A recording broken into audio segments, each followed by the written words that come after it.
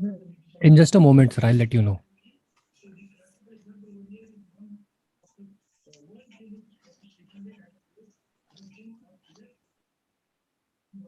You can start, sir. Good morning, everybody. I, on behalf of Indian Medical Association Mumbai branch, welcome you all for the CME in the form of webinar today on the occasion of Doctor's Day. The Doctor Day is usually celebrated it falls on 1st of July, but for the convenience of all the doctors who are very busy even otherwise, on Sunday we keep the CME. So today we are going to have a CME by eminent speakers. And after the CME is over, please don't leave. Continue logging in because we will have a hybrid program of felicitation of distinguished doctors on the occasion of Doctors' Day celebration. Day is celebrated usually on 1st July because it is the birth anniversary and incidentally the death anniversary of Dr. B.C. Roy. Dr. B.C. Roy was the awardee of Bharat Ratna, and he has worked so much for the mankind that his birthday is usually celebrated always as the Doctor's Day. So I greet everyone on behalf of IMA Mumbai branch on the Doctor's Day.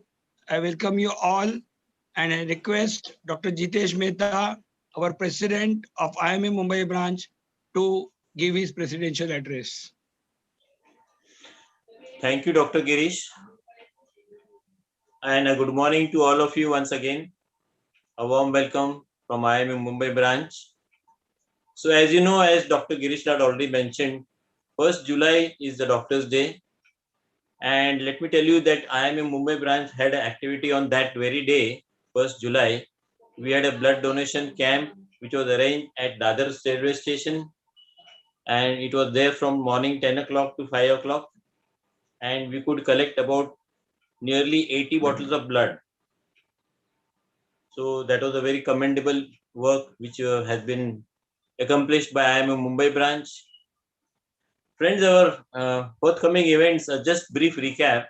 The next Sunday, that is 11th of July, we shall be having a monsoon marathon like every year. And if everything is permitted, we shall be having it in a nice way. So you'll be getting the intimation regarding that. Next to that, that is the 18th of July, we are going to have one more webinar CME and maybe even one more blood donation drive. Because as you know, there is a lot of shortage of blood. And so we are trying to, get more focused on that activity. So Dr. Anil Awad is the chairperson, Dr. Pankaj Bandarkar also is there in the committee. And they are working hard along with, of course, Dr. Vaja, who has always been there. So that is the next coming program. I now hand over the mic to Dr. Anil Awad to take over the further proceedings. Thank you, President Dr. Mehta. Friends, we'll just start with our CME program. Friends, in the year December 2011, one doctor documented 12 cases of total drug-resistant tuberculosis. And that created maelstrom in the government as well as in the social networks. And that doctor was none other than Dr. Zarir Udwadia. We are lucky to have Dr. Zarir Udwadia today to speak on a very recent topic, and that is the COVID management. Dr. Udwadia name is very popular nowadays in the management of COVID.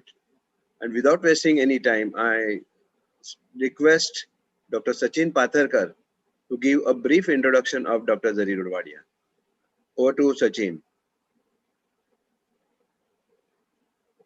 Sir, I am going to give the introduction of Dr. Nilkant Karandikar. Achha, who is going to introduce Dr. Karan, sir, Dr. Karan. Vijay is not there. Vijay is not there. I think you should. Okay. I'll introduce him, Dr.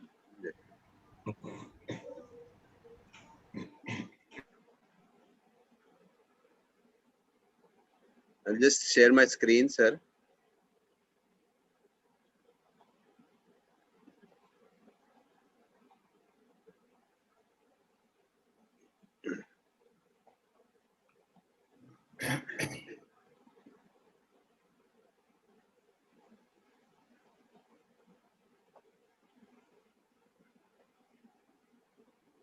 Yeah.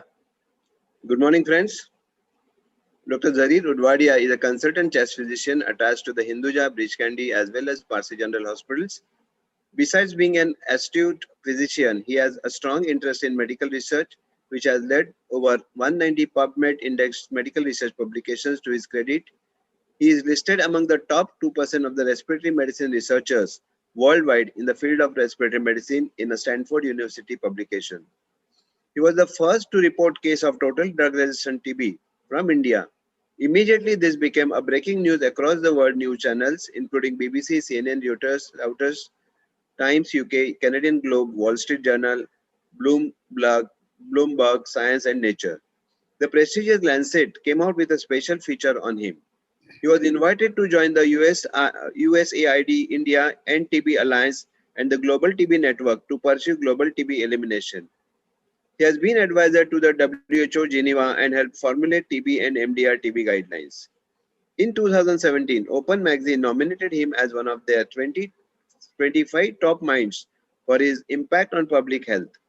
Since the start of the COVID pandemic, despite his busy schedule, he has continued his academic writing with around 20 PubMed indexed medical publications on different aspects of COVID-19 in some of the most prestigious medical journals. He is nominated on the Master Task Force, which meets every Monday and helps the state government with COVID-related medical advices. He is on a core committee of doctors elected by the Supreme Court to form a national task force set up to address critical COVID issues like oxygen, drug, and vaccination. I request Dr. Zarir Udwadia to begin his talk on management of COVID. Over to Dr. Zarir. Thank you very much, Anil, for your kind introduction. Can I start sharing my screen now? Yes, sir.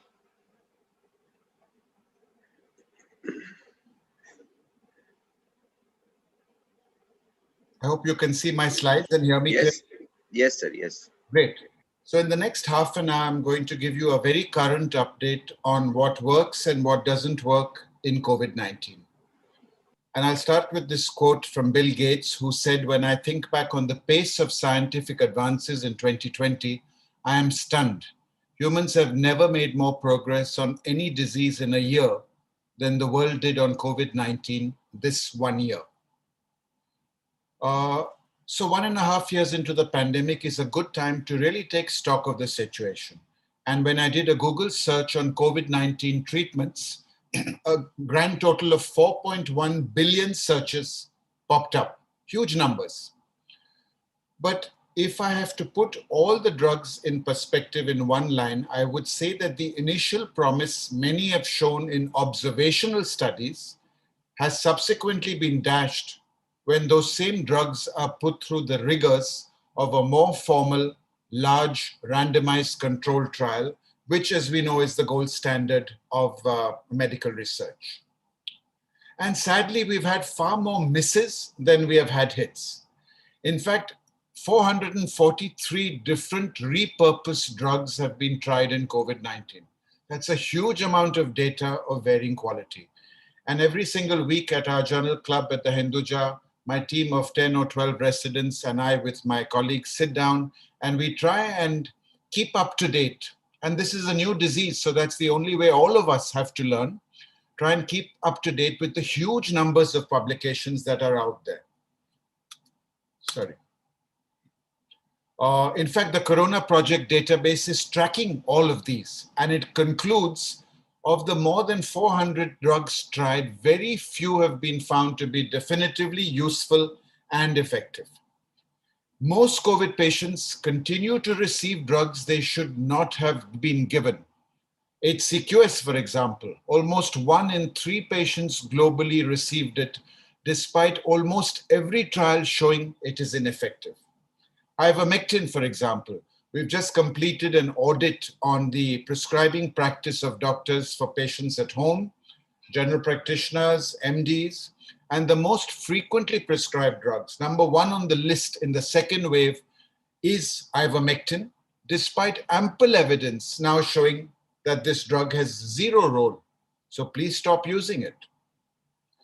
So there are just 4 drugs which have been shown to work and which have got US FDA approval in COVID-19 management.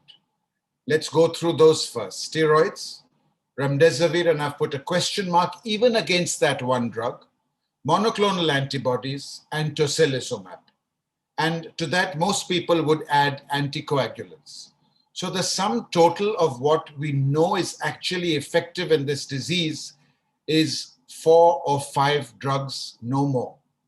And let's go through some of these, starting with steroids, which have probably contributed to saving millions of lives since the onset of the pandemic, though even here our position turned 360 degrees. From don't use them at any cost, which was the initial WHO advice at the start of the pandemic, to saying that they are almost essential drugs. Why the about turn?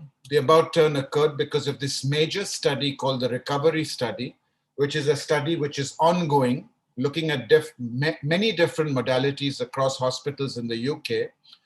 And it showed on the 16th of June, so in the early days of the pandemic 1 year ago, that low-dose dexamethasone, low-cost dexamethasone, reduces death by up to 1/3 in hospitalized patients with severe respiratory complications of COVID. This was the subsequent article in the New England Journal of Medicine, the single most important publication in my mind in this pandemic. And there were about 4,000 patients who received standard of care, 2,000 who received DEXA, many patients in other treatment limbs. It was a very well practically designed study, the Recovery Study.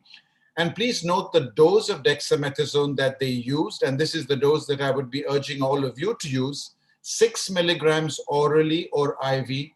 And look how long they used it, 7 to 10 days only, or till discharge, not longer, not the prolonged high doses which have subsequently been linked to the dreadful epidemic of mucormycosis, which has followed the COVID pandemic.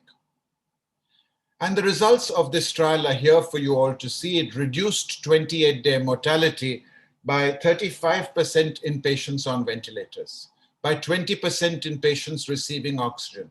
So here finally was a drug, and probably the only drug, which is actually having an impact on mortality.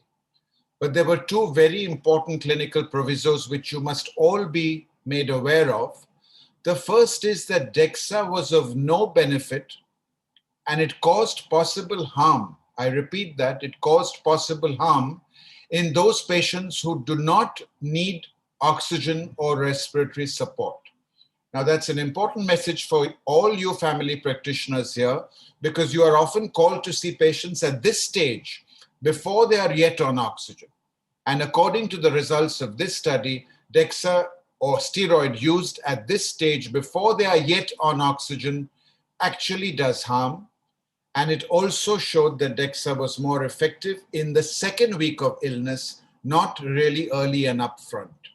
But based on this data and the clear signal from this study, the Disease Monitoring Board stopped the recovery trial early, and from June, DEXA became the standard of care. And this is a forest plot, as you all know. This is the diamond of significance, showing how dexamethasone is so much better than usual care because it lies on this side of the forest plot.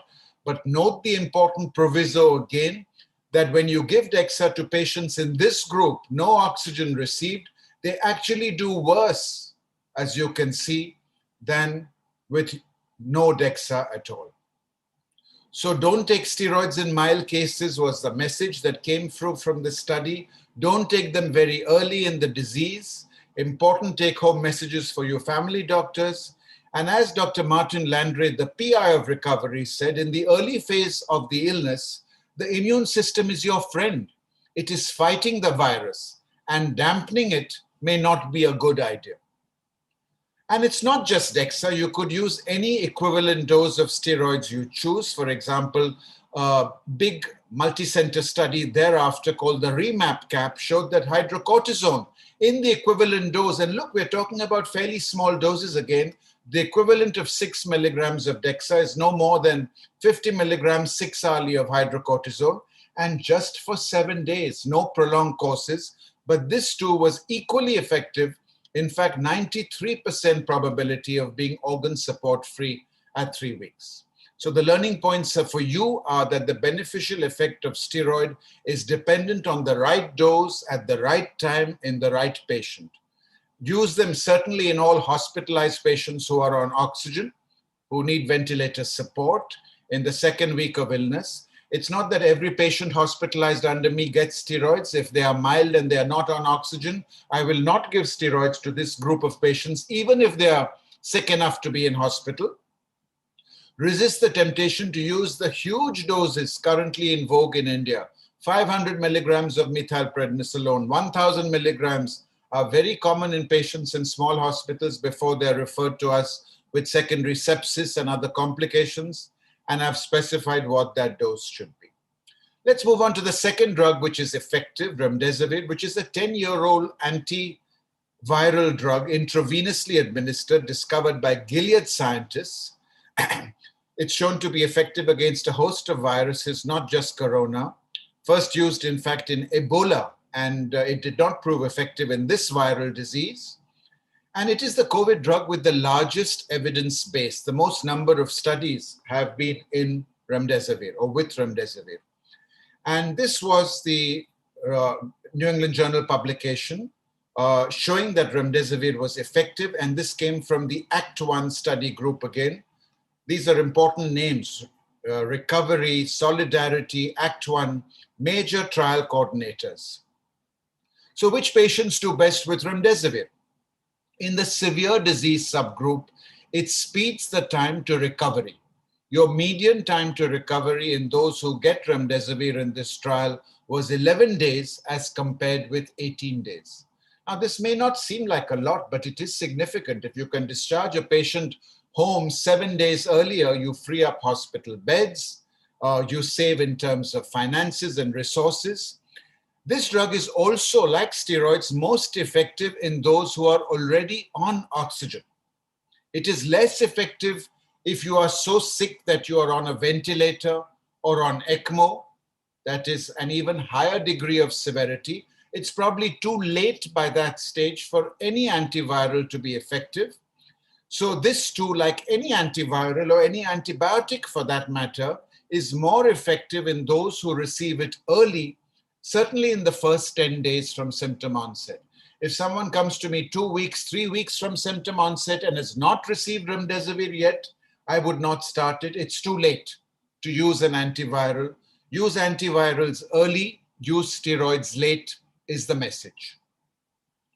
And an important proviso that every remdesivir study has shown one thing, that it has no impact on mortality. Unlike steroids, which actually affect mortality, as we've discussed, yes, this improves clinical survival, but it does not impact on mortality. And there have been trial after trial on the role of remdesivir, of which the important one is this one, that 5 days is as good as 10 days. So why would you use it any longer than 5 days if you know that a toxic drug is as effective in 5 days as 10? And this is why keeping up with science is so very important, especially in a field like COVID, where we are all learning, you and I together, waiting for new data to emerge. And then I put a question mark against remdesivir because along came a big trial from WHO called Solidarity. And I'm delighted that our center at Hinduja and I were part of this trial. This was a really global effort with more than 400 hospitals in more than 30 countries, enrolling 12,000 patients, and India was well represented, as you can see. And 2,700 patients received remdesivir, much more than the previous trial. And what did we show in our trial, Solidarity? Surprise, surprise, that remdesivir had absolutely zero effect on 30-day mortality. No different from placebo. So Two big trials, Solidarity and the earlier Act 1. I'm not going to bore you with differences in trial design, but Solidarity perhaps was a larger sample size. It reflects the real world situation, was WHO as opposed to industry sponsored. We can argue the pros and cons forever. The bottom line is I would still use remdesivir, but point out to my patients and the family that it has not been shown to impact on mortality. The WHO stood by its stance and they said, do not use this drug for COVID-19. We have found it does not help. And many parts of Europe, for example, do not use remdesivir at all. The FDA approval that it got was criticized by Eric Topol, who said this is a very, very bad look for the FDA. And the dealings between Gilead and the European Union make it another layer of badness. Many people are critical of the use of this drug, but it is the only antiviral which we know is effective. Let's move on to anticoagulants. Most of us would agree they have a very useful role because of thrombotic microangiopathy, and these green arrows are from an autopsy series in the Lancet, which showed that the small vessels in the lung are actually clogged up by clot. So it's not just the big vessels, the pulmonary arteries and the other major vessels which get clogged. It is also a thrombotic microangiopathy.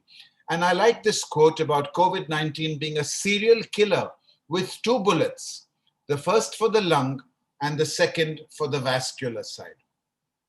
But this was a very important study which is just out a week ago in the Lancet on therapeutic anticoagulation. Therapeutic meaning 2 doses per day, a BD dose of, for example, LMWH or Clexane or whatever brand you use, which showed that compared to prophylactic anticoagulation, a once-a-day dose, there was no improvement in outcomes, there was a greater risk of bleeding, and a high D dimer itself is not a cue to use a large dose of anticoagulation. Again, an important message for family doctors. It can do more harm than good. And this is the current ACCP recommendations for anticoagulation. Let's go through this together. For critically ill patients, a prophylactic dose, low molecular weight, an OD dose, no more. In non-critically ill patients, the same prophylactic dose. After discharge, extended prophylaxis is not recommended. If your hospitalized patients have been discharged on large months of Eliquis, for example, or Apixaban, please stop it. It's not recommended. And this is particularly significant for family doctors. In non-hospitalized patients, routine prophylaxis with any anticoagulation is not recommended. Do not start it if the patient's D dimer is 1000 at home, unless he has other risk factors, is obese, has a history of it, of DVT, for example, or otherwise. Let's move on to the next drug, tocilizumab, which has got FDA approval again just a few days ago, after lots of to's and fro's. It's an IL-6 receptor antagonist, which has been previously used in a few conditions. And we know IL-6 drives the overactive inflammatory response, the so-called cytokine storm in the lungs of severely ill COVID patients, though the very existence of cytokine storm is controversial. I've long stopped doing tests like ferritin levels and IL-6. I find they have no value to decide whether a patient needs a drug like tocilizumab or not, because they are raised in many, many other conditions, sepsis from any cause and ARDS from any cause. But this was one of two very important publications. Again, the same group, the REMAP-CAP, 800 critically ill ICU patients with severe COVID who were received in a randomized fashion to one of two IL-6 antagonists, tocilizumab or the very similar sarilumab. And they showed that the median number of organ support-free days was significantly reduced when you used tocilizumab, and you had a high probability of improved survival, as high as 99% compared to if you did not use it. And that's just shown here in these Kaplan-Meier curves. But this study was limited to the critically ill patients. So our ICUs, for example, were long using tocilizumab, but we were waiting for data in other patients hospitalized, but not ill enough to be in the ICU. And that again came from recovery, again came just a few weeks ago. These were in all hospitalized patients with COVID-19 across the UK, but those requiring oxygen support. So clearly this is a drug you would not use at home. It's not a drug you would use in a mild patient who does not need oxygen. But in this group of hospitalized patients on oxygen, it does improve all-cause mortality and is worth using in these patients. You can see that the tocilizumab group in red has reduced mortality compared to the usual care group in blue. And there are many, many trials of tocilizumab now, but with the emergence of these two large studies, most people, and this FDA approval, most people would recommend its use. And the NIH has strongly advised that you add tocilizumab to steroids in recently hospitalized patients. There's no point trying it after 2 or 3 weeks of the illness, who are on high flow oxygen or greater support and have significantly increased inflammatory markers of inflammation. I would say you need a CRP of at least 70 or 75 before you use it. And I would use the CRP, which is a more robust marker than IL-6 and ferritin, which I have long stopped asking for in my patients, as I've told you. And then there's the monoclonal cocktail, which was made famous by this gentleman, though that's not much of an endorsement. And by the way, when he was hospitalized himself at Walter Reed for his COVID, look at the cocktail of drugs that his physicians threw at him. But yes, the monoclonal antibody cocktail available here is a useful drug in the outpatient setting with COVID-19. So it has to be given intravenously. As this initial study showed, it reduces the viral load. You would use it on an outpatient basis in mild cases, but not everyone, of course, those at risk for worsening.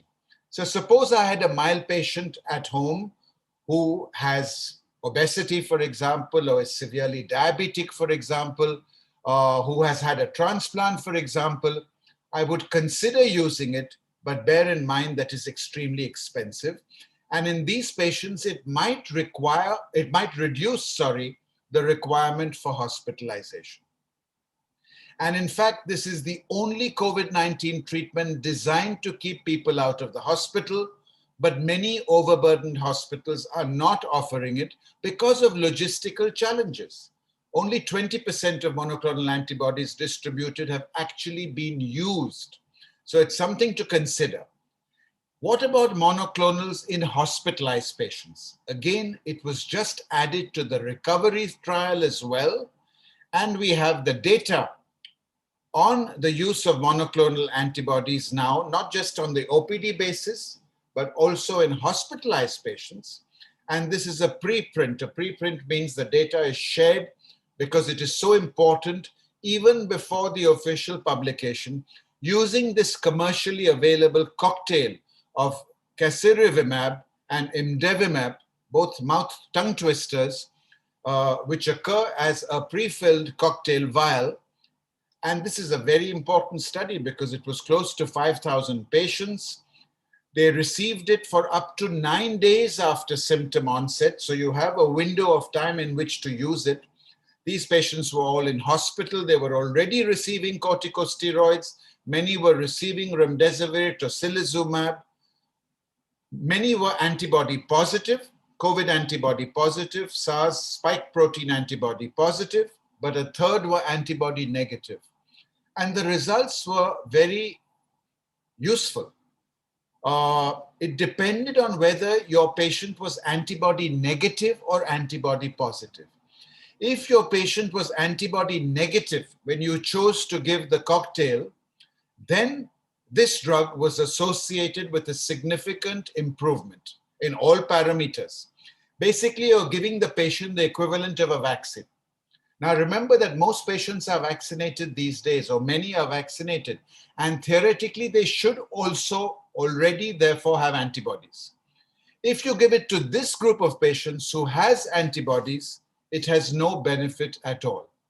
So as these two graphs show, it is clearly effective in those who already have antibodies, who do not have antibodies, but it is a waste of time in those who already have the antibodies because of vaccination or past infection. So based on these findings, use of this cocktail, because it's an expensive drug and it has side effects potentially, is restricted to antibody negative patients. It's an underused drug. If you have a patient who is a VIP, quote unquote, and who can afford this expensive drug because it costs $1.5 lakh, ask the treating doctor to quickly do a serological test, determine his antibody status, and if he is antibody negative, suggest it if it is within the window period of about 7 days from the onset of symptoms, because it can make a difference. And as Eric Topol said, here you have really the first direct SARS-CoV-2 drug. The two other drugs, steroids and tocilizumab, have an indirect effect in reducing mortality by dampening an overactive immune system. This has a direct effect. And then quickly, there is so much that does not work that you need to quickly be made aware of. Antibiotics, azithromycin and doxycycline, HCQS, ivermectin, other antivirals, interferon, convalescent plasma, so many things which should go with a warning. Do not use these at home. We wrote a nice piece in the Indian Express on the A to Z of what works in COVID treatment and what does not. And maybe you could look that up. It was for lay people. But when I say something doesn't work, it is backed by evidence. So azithromycin, for example, has been looked at, and you can see it is absolutely no different from placebo. Do not feel compelled to use it just because you think your patient feels something is required. At home, what would I use for these patients? Just symptomatic care. Antivirals, lopinavir, ritonavir, no use.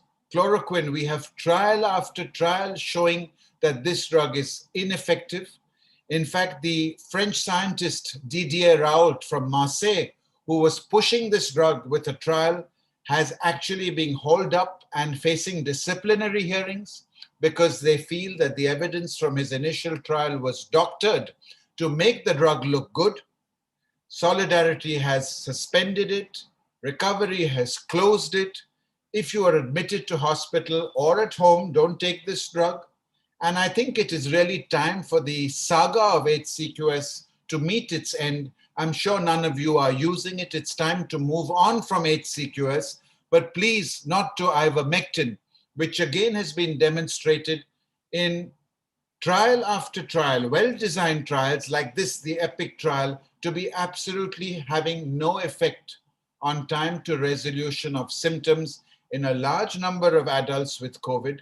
Look, the two curves of ivermectin and placebo are almost superimposed. In fact, people who received placebo did better, if anything, than patients on ivermectin. And there are several randomized meta-analyses as well, which show that this drug is ineffective. It's not a viable option.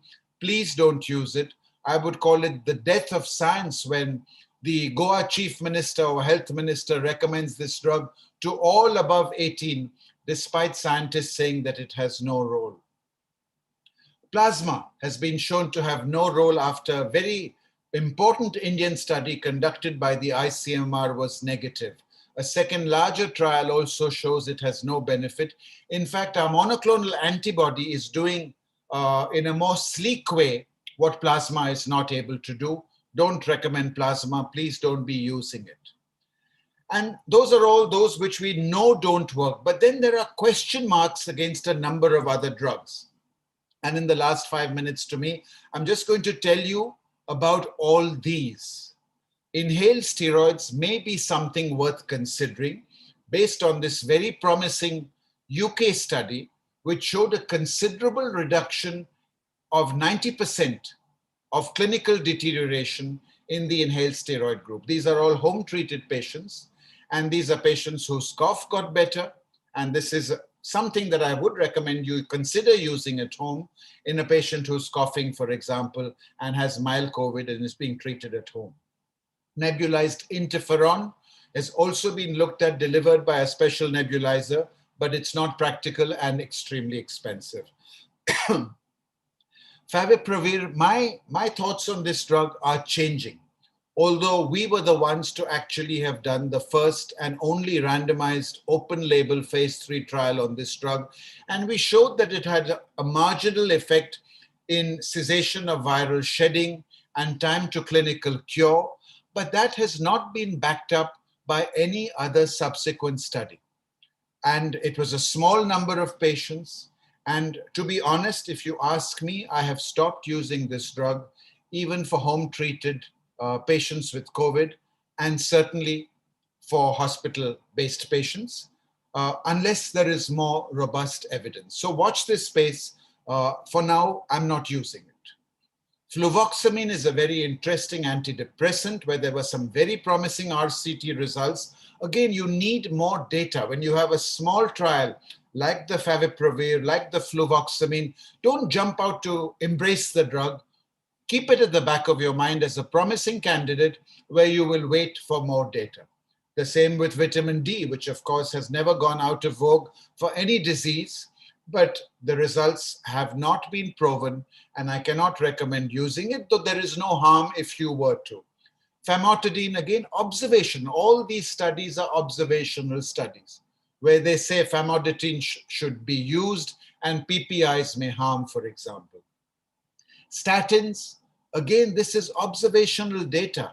These are patients who were already on statins when they had their COVID, and they had a 30% reduced risk of severe or fatal outcomes in a large meta-analysis. That's not the same as putting a statin in a randomized controlled trial versus a placebo and saying the statins actually help in COVID. I hope you understand the distinction. The same for aspirin. In this multi-center cohort analysis of many patients with COVID, those who were on aspirin had a lower risk of mechanical ventilation, ICU, and hospital mortality. Then there is baricitinib, which is the new drug or the new flavor of the moment after this important study, combined it with remdesivir and showed that it did seem to have some effect. But I am not convinced enough based on one study to start using it in any of my hospitalized patients as yet. Some of my colleagues are more liberal and have started using it in everyone.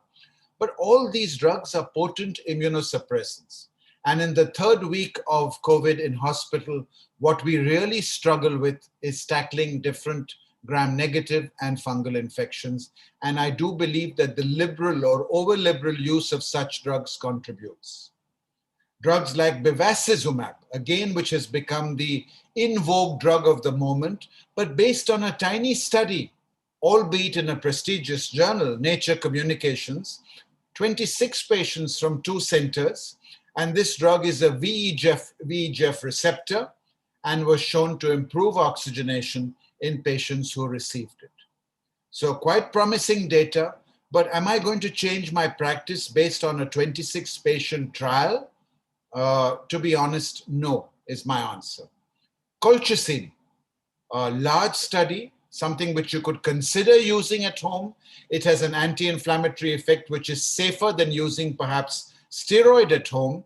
And this is perhaps a promising agent and one to consider, but the data is not absolutely convincing. So it's been exactly 30 minutes and I'm going to conclude with my last slide and my 5 concluding observations. And these are, number one, that there are very few proven treatments for COVID still. And let's run over the 4 which have the solid evidence base: steroids, remdesivir, monoclonal antibodies, and tocilizumab, right? To that, perhaps you could add anticoagulants, and none of these really can be given in hospital. Even the monoclonal antibody, for a family physician, you would ask the patient go to the casualty, take the drug, and then perhaps go back home if he is a mild case. The second point is, bear in mind that the majority of COVID patients, certainly the kind that you treat and first see at home, will get well on their own without any treatment at all, just like patients with a simple influenza or a simple flu will get well on their own without any treatment. A healthy immune system is your best defense to cure a viral infection. You know that. But this is such a dreadfully unpredictable disease. I have scolded patients for coming into hospital, 30s and 40-year-olds, when I feel that they were so well when they came in.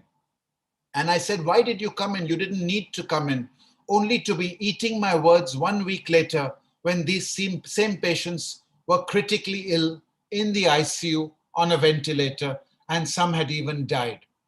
So I can really sympathize with the greatly difficult decisions family physicians have to make when they see patients at home or when they are first encountered with the patient and have to decide, do I hospitalize? Do I continue treatment? When do I hospitalize? When do I shift to hospital? When do I worry? When do I raise the red flags? This is a predictably unpredictable disease, is all I can say. Most COVID studies, as I hope I've convinced you, are anecdotal, are observational. I gave chloroquine to 500 of my patients and 400 got well. That is not science. That is inferior to the gold standard, which must remain an RCT. Do not jump in to start a drug till the evidence is solid.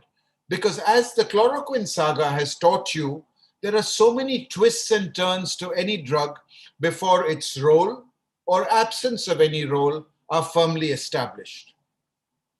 And as Indian physicians, we feel compelled to prescribe drugs to our patients. We feel our patients expect it.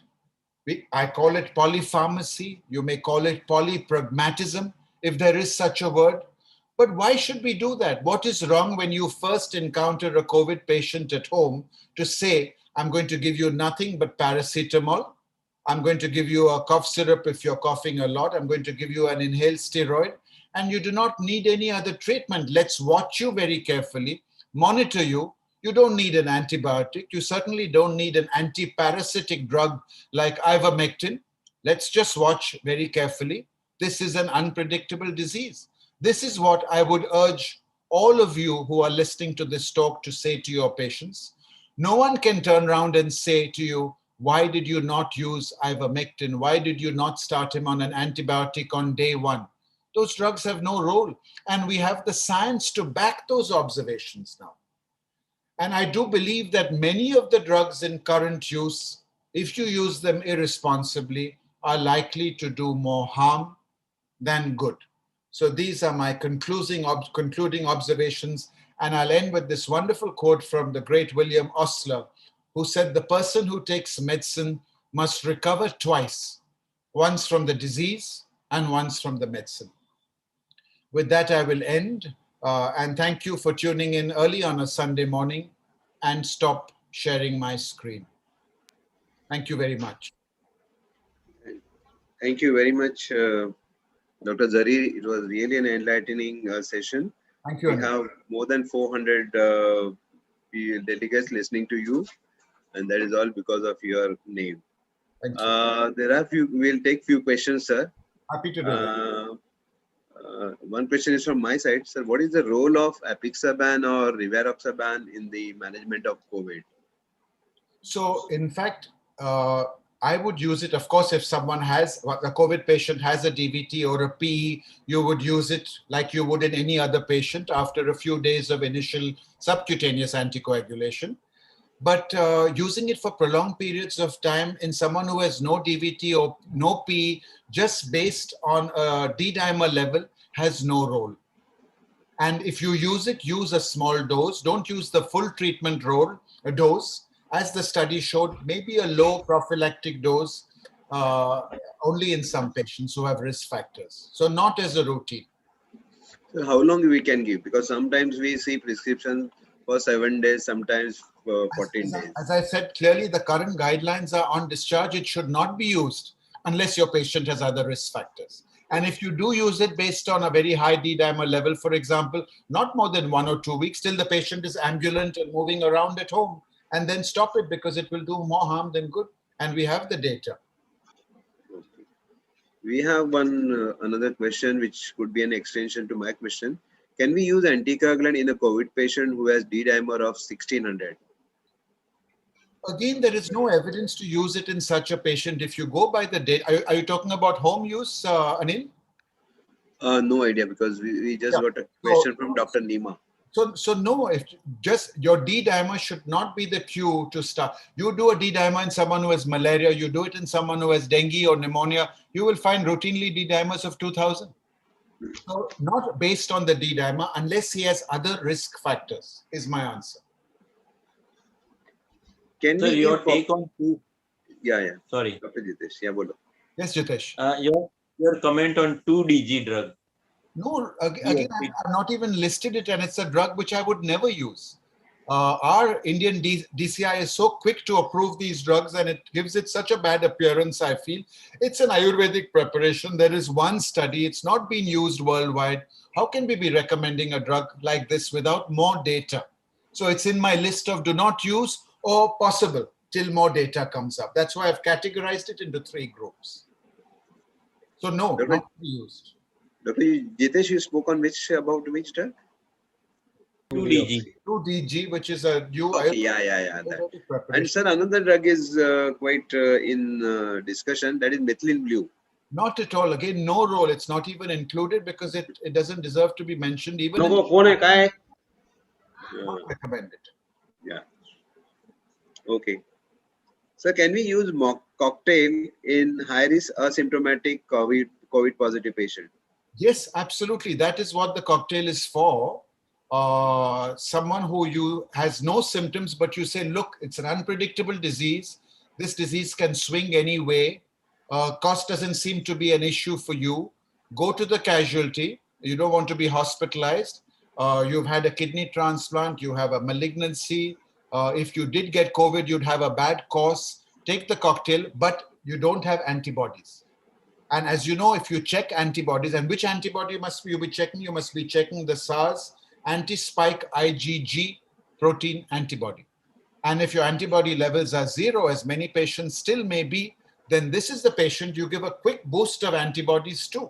And it does help you fight off your illness, but not in the average patient. I mean, out of 10 patients I treat at home, maybe 1 or 2 would come into this special category. So which are the types of antibodies which are tested besides the spike? There are so many. There is the neutralizing antibody, which is the spike. The routine IgM, IgG does not apply. You must ask for the anti-spike protein, IgG antibody, to help you make decisions on whether the vaccine is effective and whether you've had a past COVID infection and have antibodies of your own. The antibodies to the spike protein and the IgG.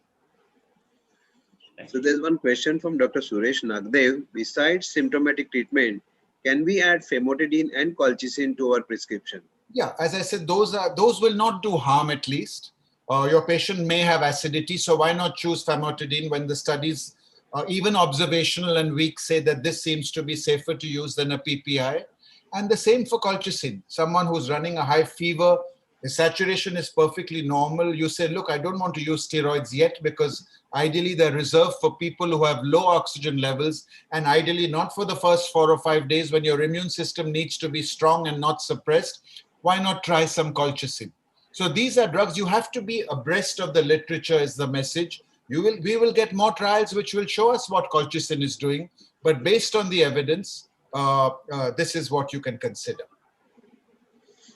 Sir, you have been an advisor to the government about COVID treatment protocols. Then why we still see the azithromycin, HCQ, ivermectin, all these drugs on their list? Well, I'm one voice out of many, first of all, in a committee as well. And maybe the most blunt voice is one reason. And partly is they are changing. I think none of the current guidelines will you see these drugs anymore. If you look at every guideline is also in a state of evolution in a disease which keeps evolving. So I think if you go to any of the current guidelines, and I think the All India Institute and the Indian Medical Council has published some nice guidelines recently where all these older drugs have been moved out from their recommendations. Okay, thank you very much, sir. Are there any questions from the panelists? Ozi, sir. Okay. Thank He is so Uh, proud.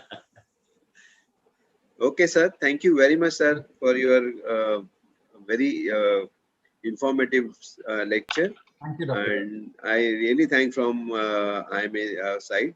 Thank you. And you have taken your time, and you are going to meet us again in the Felicitation program, which What's will at be 11 followed by o'clock? this. What's at 11 o'clock, Doc? Yes, 11. Yeah, we'll start. I'll be there. Thank you very much.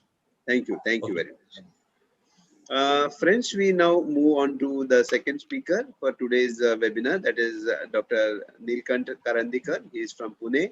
Sir is already there on the screen. I can see him. And I request Dr. Sachin Patharkar to introduce Dr. Neelkant Karandikar. Good morning, everyone. Dr. Neelkant Karandikar is a consultant interventional cardiologist at Grant Medical Foundation Ruby Hall Clinic and Sahyadri Hospital. He is chief cardiologist at the Alpha Diagnostic Center, Pune. He is emeritus professor at BJ Medical College and Sassoon Hospital. He was awarded the first gold medal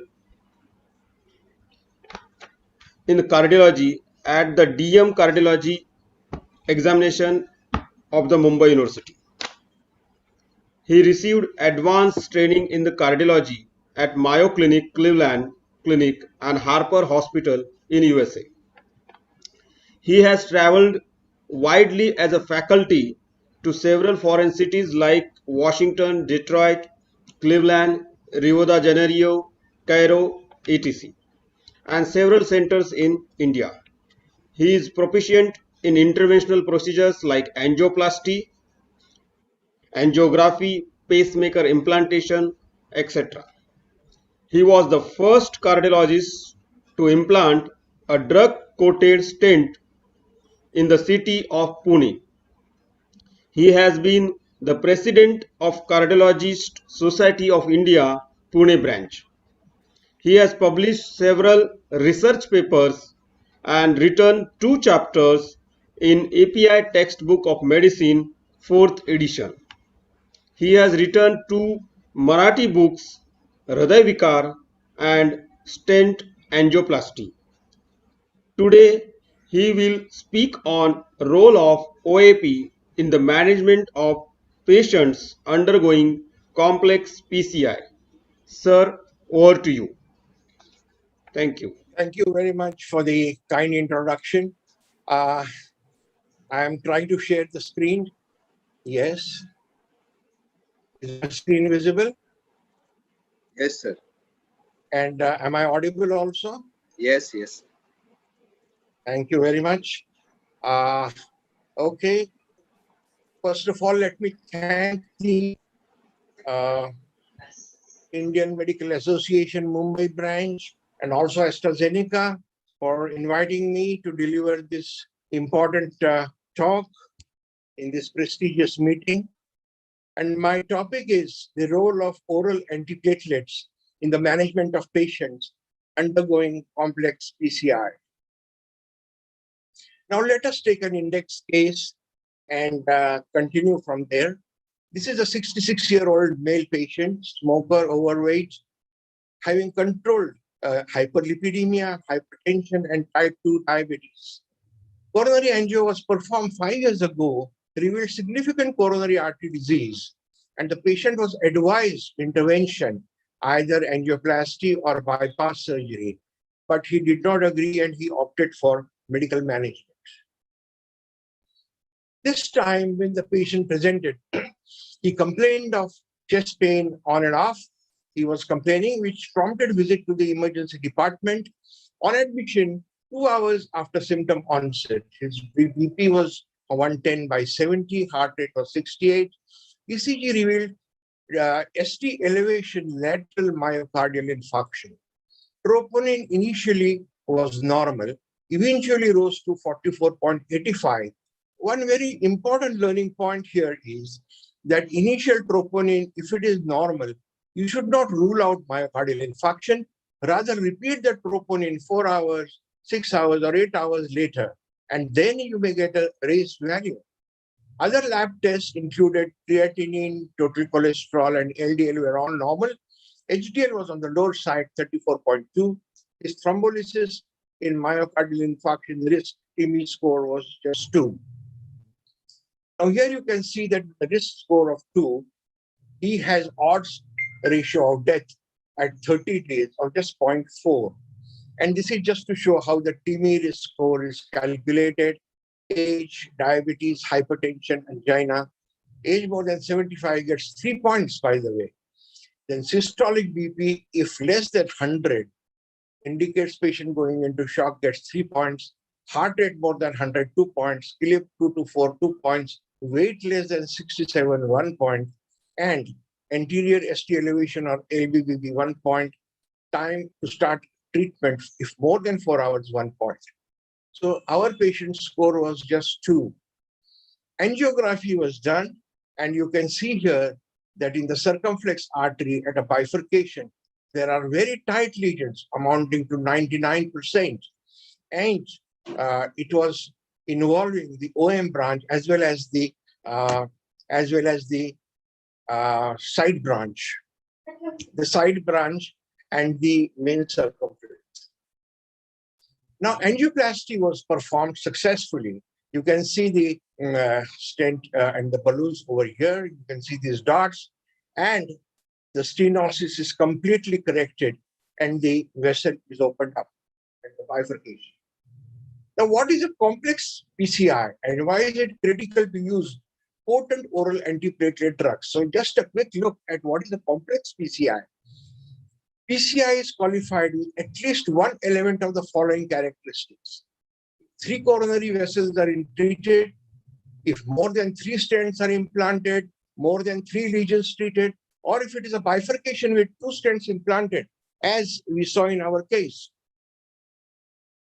If the total stent length is more than 60 millimeters, treatment of chronic total occlusion is being done. Unprotected left vein angioplasty, in-stent restenosis for target lesion, and severely calcified lesion. So all these are complex PCI cases. Now, if you see in these graphs, in this patient with complex PCI, is this patient with complex PCI at a higher risk of ischemic risk?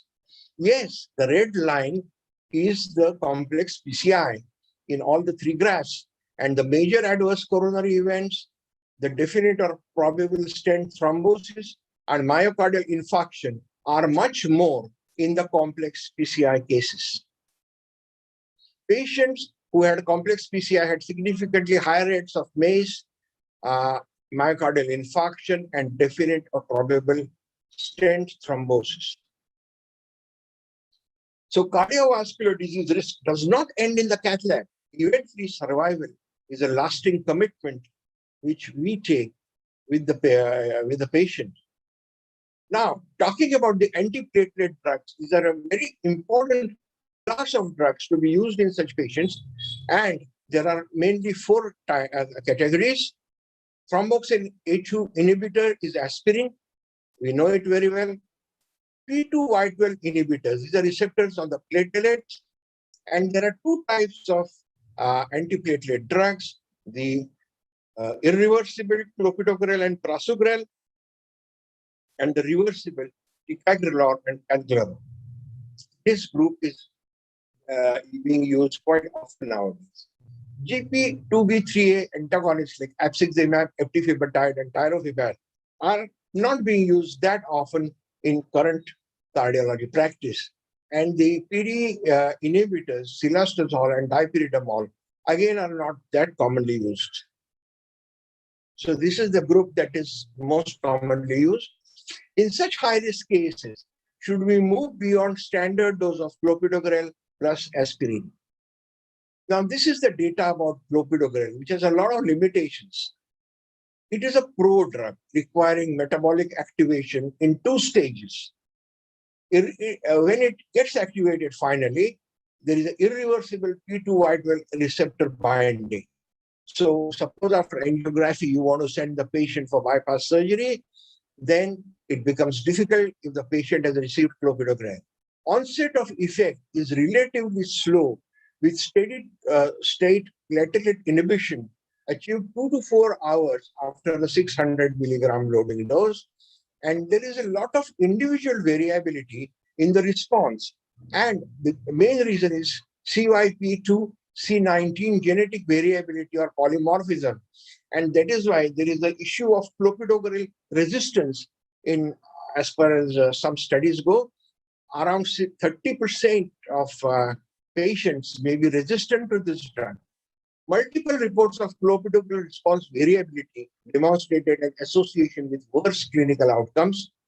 Higher clopidogrel dosing regimen is not useful in those receiving antiplatelet therapy and may even be harmful in CABG patients, bypass patients, because there is an increased risk of bleeding, surgical bleeding. This led to evaluation of more potent dual antiplatelet regimens. After the clopidogrel is an age-old drug, and the next drug which came was prasugrel. This is also a thienopyridine, but more potent than clopidogrel, as there is only one step for conversion of the precursor drug into the active metabolite. Rapid and consistent inhibition of platelet aggregation occurs. Recommended loading dose is 60 milligram, and 5 to 10 milligram in acute coronary syndrome is the maintenance dose. However, though it is superior to clopidogrel, the advantage was offset by the increased bleeding rates. If you can see here, in the primary endpoint, non-CABG related TIMI major bleeding higher with prasugrel than clopidogrel. Fatal bleeding, again, higher with prasugrel than clopidogrel. And CABG related TIMI major bleeding, again, much higher with prasugrel than clopidogrel. So, and then there are contraindications which exist to the use of prasugrel. Elderly patients beyond 75, some people feel 65. Then if there is a history of stroke and if the body weight is less than 60 kilos, this drug is not advised. Then came the next drug, ticagrelor. This is the first non-thienopyridine ADP blocker approved for use in patients presenting with both ST segment acute coronary syndrome or ST segment myocardial infarction and non-ST segment elevation acute coronary syndrome. It's a reversible direct acting P2Y12 inhibitor. Because it is direct acting, its onset is pretty fast, more rapid onset of action compared with clopidogrel. Higher level of platelet inhibition and also more rapid reversal. Now, a very important study, Plato study, was published in 2009, and ticagrelor was compared to clopidogrel, the dose of 300 loading dose and then 75 milligram OD. And the patients were followed from, start of the trial up to 6 to 12 months study length.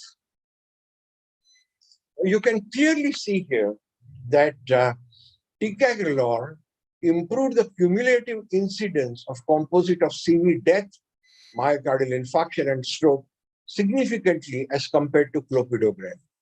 And the curves are diverging. That means benefit is more and more, as the study progressed up to 360 days.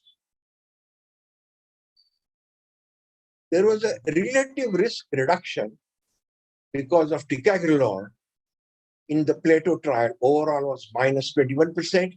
And those patients intended for invasive management, 18% reduction, and those intended for non-invasive management, 24% reduction was there.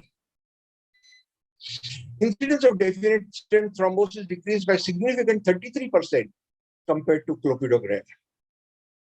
And ticagrelor provides a consistent,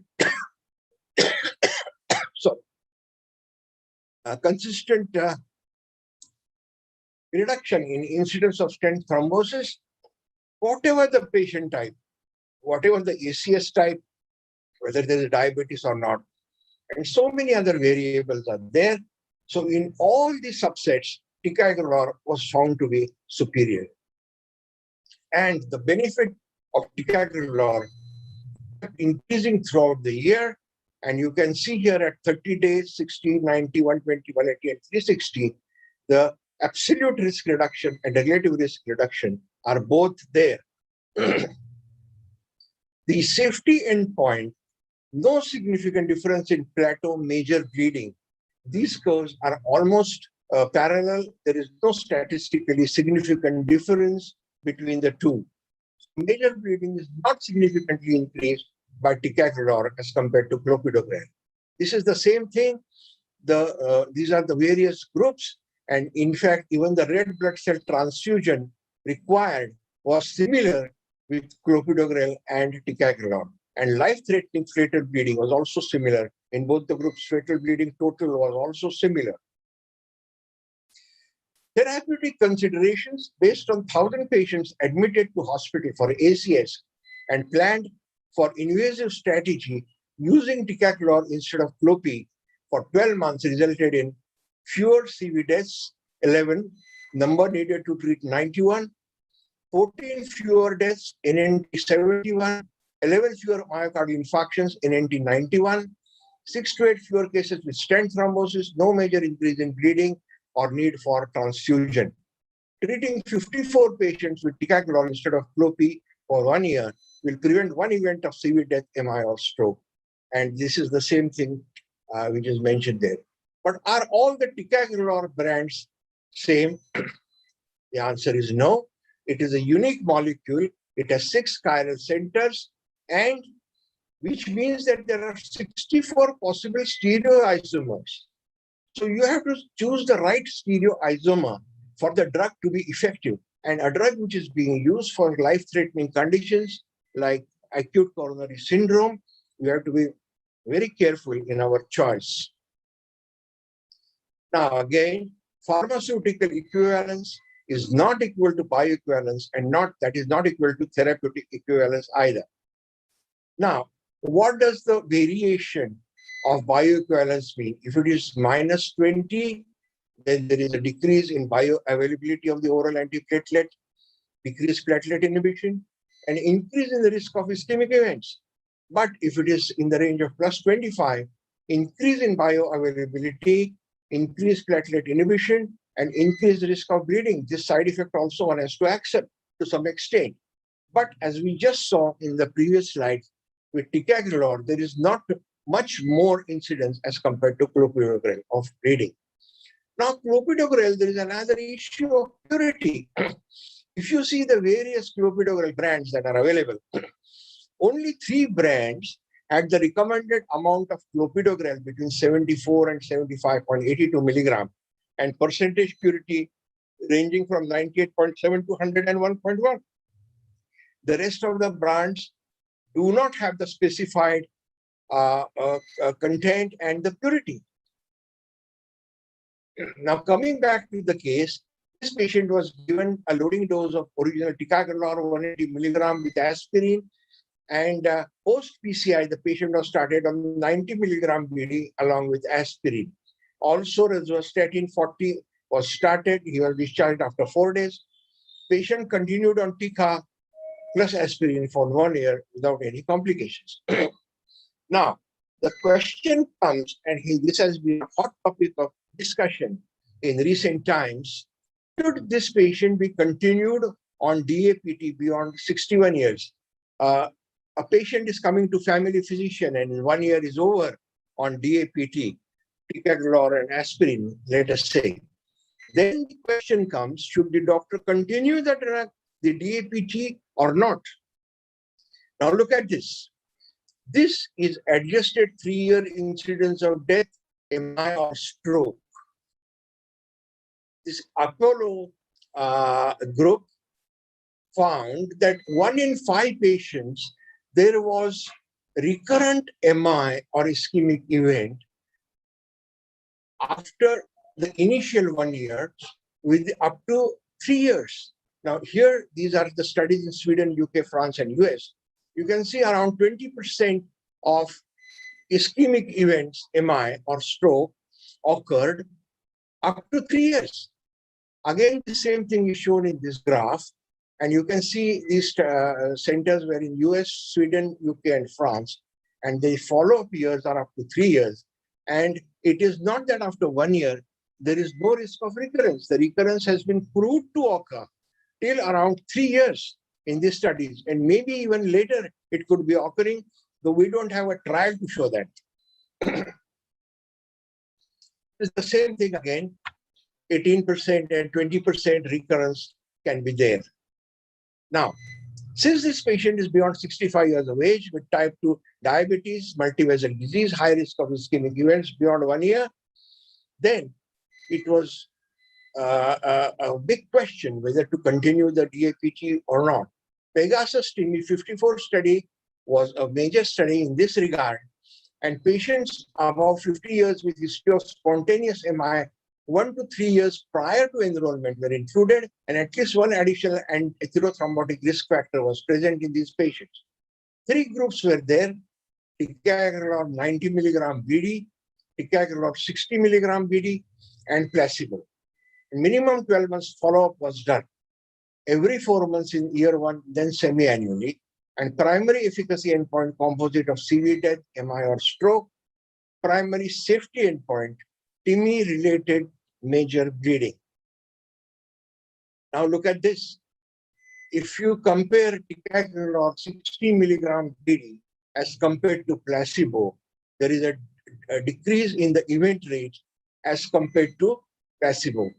So ticagrelor 60 mg BD was found to be useful beyond 1 year of myocardial infarction. This is the same thing.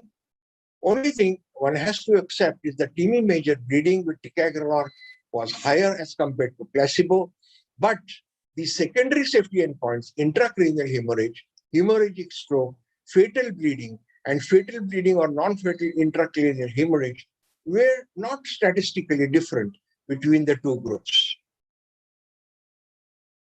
In the diabetes subgroup, cardiovascular death was reduced by 22%, and coronary heart disease death in this CHD patients, death was reduced by 34%. Multivessel disease group also, there was a 36% reduction in coronary death.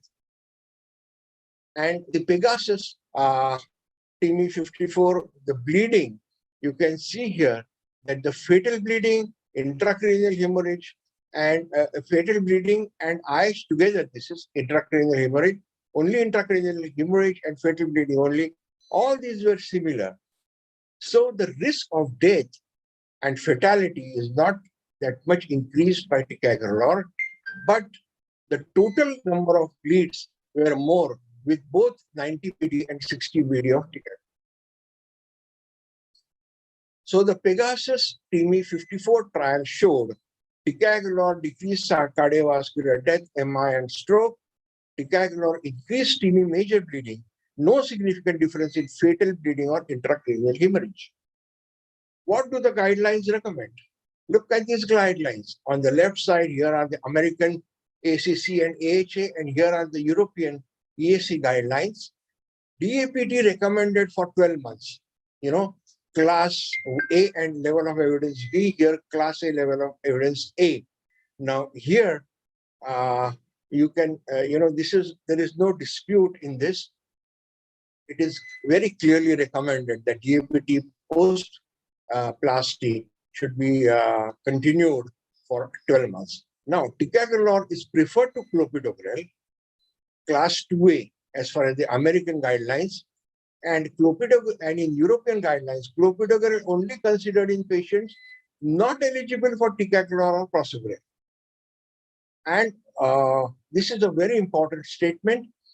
And DAPT beyond 12 months may be considered class 2B here, and ticagrelor 60 mg BD preferred to clopidogrel or prasugrel in patients with prior MI and high ischemic risk. So this is very important things which are mentioned in these guidelines. Let us move on. Now, treatment with DAPT beyond 12 months, in whom to give it, which patients, and when not to give it. patients with prior infarct and having a higher risk of atherothrombotic event, multivessel disease, multiple prior infarcts, diabetes, age more than 65, chronic renal dysfunction.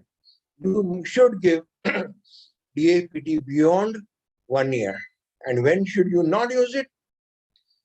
When there is bleeding diastasis, coagulation disorder, prior intracranial hemorrhage, or there is a risk of intracranial hemorrhage on anticoagulation, like rivaroxaban or some other drug, active pathological bleeding, history, severe hepatic infarction. So these are the patients where we should not use follow-up beyond 12 months of DAPT. Now, is aspirin indispensable? Big issue about discussion about aspirin nowadays, whether it is dying its natural death as far as clinical utility is concerned. Let us look at this data. About aspirin, the treatment failure is because of aspirin resistance, which again, in several studies, 14% to 44% patients were found aspirin resistant. If the enteric coated preparation is there, it takes a long time to become active, and sometimes the enteric coating, if it is not correctly applied, the aspirin release is not good enough. Drug-drug interactions with non-steroidal anti-inflammatory drugs, medication non-compliance, premature discontinuation, irreversible platelet inhibition, bleeding risk, and very important, gastrotoxicity. Long-time aspirin use definitely is bad for the gut. Patients may develop ulcers and so many other problems. Now, I would like to make a mention of this very important trial, Twilight, ticagrelor with aspirin or alone in high-risk patients after coronary intervention. The Twilight study included 7,000 plus patients. There were initially ticagrelor 90 BID and aspirin 81 to 100 were given for 3 months. And the patients included were high-risk patients aged more than 18, undergoing PCI with more than one drug-eluting stent placement. After 3 months, 2 groups were formed, ticagrelor plus aspirin and ticagrelor alone. And at 15 months, the patients were reverted back to standard of care therapy at the discretion of the treating physician. Now look at this, very interesting finding. As far as the bleeding is concerned, the ticagrelor monotherapy was much better as compared to ticagrelor with aspirin. Significant reduction of bleeding as compared to DAPT. And remember, at 3 months, the trial had these 2 groups, and it was continued till 15 months. Look at this, several subgroups were studied, where whatever the age, sex, race, diabetes present or not, region of enrollment, Asia is included, by the way, chronic kidney disease, BMI, indication for PCI, total stent length, prior MI, multivessel, in all subgroups, the monotherapy with ticagrelor was found to be superior. And as far as the composite of all-cause death, MI or stroke, there was not much difference. So if you stop aspirin after 3 months, then the efficacy remains the same with ticagrelor alone, and the bleeding risk is much reduced. The conclusions were, in a population of PCI patients at high risk of bleeding and ischemic events, who were given only ticagrelor for, the DAPT for 3 months, and ticagrelor monotherapy after that significantly reduced the bleeding by 44% compared to ticagrelor DAPT regimen. The rate of BARC 3 to 5 bleeding was reduced 51% with ticagrelor monotherapy. Tica monotherapy was non-inferior to DAPT for composite endpoint of death, MI or stroke in patients who have undergone PCI with clinical and angiographic characteristics consistent with Twilight enrollment criteria. Ticagrelor monotherapy after 3 months course of DAPT may be an option to reduce the risk of bleeding without ischemic harm. So this has, twilight has really impacted the decision making of many cardiologists, and we prefer to stop aspirin little early after 3 months after angioplasty. Now, this is again the summary of several trials: Global Leaders, Smart Choice, Stop Tap, Twilight, which we have already talked about, TICO. And the overall, the P2Y12 inhibitor monotherapy was preferred as compared to the dual antiplatelet therapy. And the major adverse coronary events also, there is slightly some benefit, not statistically significant, but at least it is not inferior to DOPT, giving ticagrelor alone. So to summarize this talk, complex PCI procedures are associated with significant increase in the risk of MACE, MI, and stent thrombosis. Ticagrelor 90 milligram is the only P2Y12 inhibitor which reduces CV mortality significantly in ACS, that is acute coronary syndrome. TICA demonstrated similar bleeding incidence to clopi when used within 24 hours of fibrinolysis also. So it is safe in that setting also. Bioequivalence is not equal to therapeutic equivalence, and major international guidelines prefer ticagrelor 90 milligram BD over clopidogrel for the first 12 months, and ESC prefers ticagrelor 60 BD over thienopyridines beyond 12 months. Thank you very much for your kind attention.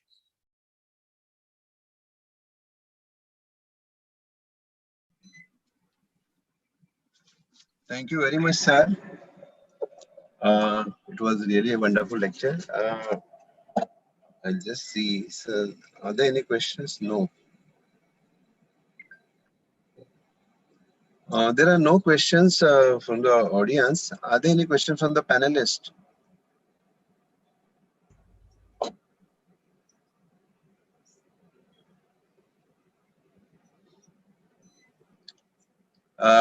Okay, sir. There are no questions from anybody. I thank you very much from IMA Mumbai branch for an excellent presentation. You are at Pune, and from there you spoke. Thanks a lot, sir. I have just one thing to say. Is Dr. Dev Pailajani in the? Has he joined the meeting? No, sir. No, he has not joined. A great personality. When I was in Bombay and I was learning cardiology, he has taught me cardiology, and I would have loved to have his comments on this on my talk. And great cardiologist, a great orator too. Anyway, if he has not joined, then maybe later on I could interact with him. Yeah. Okay. Thank you very much, sir. खूप धन्यवाद मुंबई ब्रांचच्या तर्फे तुम्हाला. Thank you माझेही धन्यवाद. Yes. मी basically मुंबईकरच आहे. माझं लहानपण Elphinstone कॉलेजमध्ये आणि नंतर ग्रँड मेडिकल कॉलेजमध्ये मी होतो, आणि ग्रँड मेडिकल मध्येच मला गोल्ड मेडल पण मिळालं. तेव्हा मला फार चांगल्या मेमरीज आहेत मुंबईच्या. Thank you. Thank you, sir. So, friends, now we move on to the last speaker for today's webinar, and that is none other than Dr. Sunil Wani. He has already joined from the first lecture, and to introduce Doctor, we have Kashyap Dakshini. I'll request Kashyap to introduce Dr. Sunil Wani. Good morning, friends. Dr. Sunil Wani is a consultant interventional cardiologist at Kokilaben Dhirubhai Ambani Hospital. After graduating with MBBS from Nair Hospital, he pursued MD in general medicine and DM in cardiology from prestigious GS Medical College and KEM Hospital. Later, he did fellowship at Hospital Charles Nicolle, Rouen, France, followed by fellowship in the interventional cardiology at Korea University Medical Center, Seoul, Korea. He was a visiting fellow of interventional cardiology at the Swiss Cardiovascular Center, Bern, Switzerland, and a training fellow of the transcatheter aortic valve replacement in Cedar's Sinai Hospital, Los Angeles. He is in carrying out primary angioplasties, chronic total occlusion plasties, bifurcation PCI, left main PCI, rotablation, intravascular ultrasound, fractional flow reserve, pacemaker, ICD, CRTD, balloon aortic valvuloplasty, balloon mitral valvuloplasty, ASD, and TAVR. He has published numerous research papers. Today, he will speak on the following topic: new paradigm of heart failure are SGLT2 inhibitors opening new doors. Welcome, sir. Thank you very much for the kind introduction. I will share my screen. So, can you see me and can you see my screen? Yes, sir. Yes, Yeah. sir, we can see the screen. Right. So, thank you for the kind introduction. And after a very important topic by Dr. Karandikar on antiplatelets in complex PCI, which he aptly covered in different areas, and the requirement of dual antiplatelets and the significance of bleeding. Now coming to a different area in cardiology, the heart failure. We've had recently a lot of excitement, and in the last week, you had the European Society of Cardiology Heart Failure meeting, which happened in Florence, which has again reiterated the importance of this molecule, the SGLT2. This molecule actually was introduced in 2014-15 and predominantly for treatment of diabetes. But then the same time it was found that it does help in reduction in heart failure incidence and the rehospitalization. So this led to trials which have further been, this is what the today's topic is, and this has been really interesting. And actually, even Dr. Zarir Udwadia's talk in the morning regarding COVID, this drug is thought to be such a wonder drug that it was also used in COVID patients, sick COVID patients. It is called as the DARE-19 study. And this is the only negative trial. So actually, many of the speakers feel that at least this molecule is negative in that particular area. But there are many other positive areas this molecule has shown its presence. Heart failure, as you know, is a major problem. It is spread all over, and in India, we have at least 1% of the adult population suffering from this, something like 100 lakh of Indian population, and the mortality ranges up to 20 to 30%, and the incidence of diabetes in our Indian population, which has been shown in the Trivandrum registry, is nearly 54.9%. And this again accentuates the possibility of heart failure. So whenever a heart failure patient presents, he is at a very high risk of death and hospitalization. And nearly 1/3 of the patients with heart failure with reduced ejection fraction are at a very much higher risk of this possibility of hospitalization or a CV death. And so basically the residual risk of death of heart failure remains following use of the current heart failure therapies, highlighting the need for novel heart failure agents. As our time-tested drugs, we have been using loop diuretics, fluid restriction, ACE inhibition, ARB, beta blockers, and mineralocorticoid therapy. And the other new kid in the block, which was around 2014-15, introduced was the sacubitril valsartan combination, the ARNI, which has the Paradigm HF trial has brought new hope in the heart failure therapy in the last 5 years.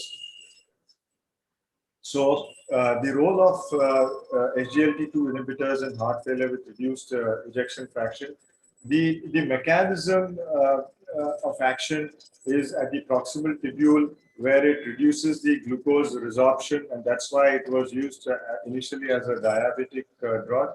And it thus causes an increase in the urinary excretion of glucose, but it doesn't cause much actually change in the urination, in the form of only around 200 to 300 ml more. That is, I think, 1 or 2 passages more in the day. And so that's why this is where it acts. And there are other mechanisms possibly hypothesized, which is the improved myocardial energetics and cardiac remodeling directly affecting the heart, and that's why benefiting the heart contractility as well as protection of the myocardium, and thus prevention of heart failure.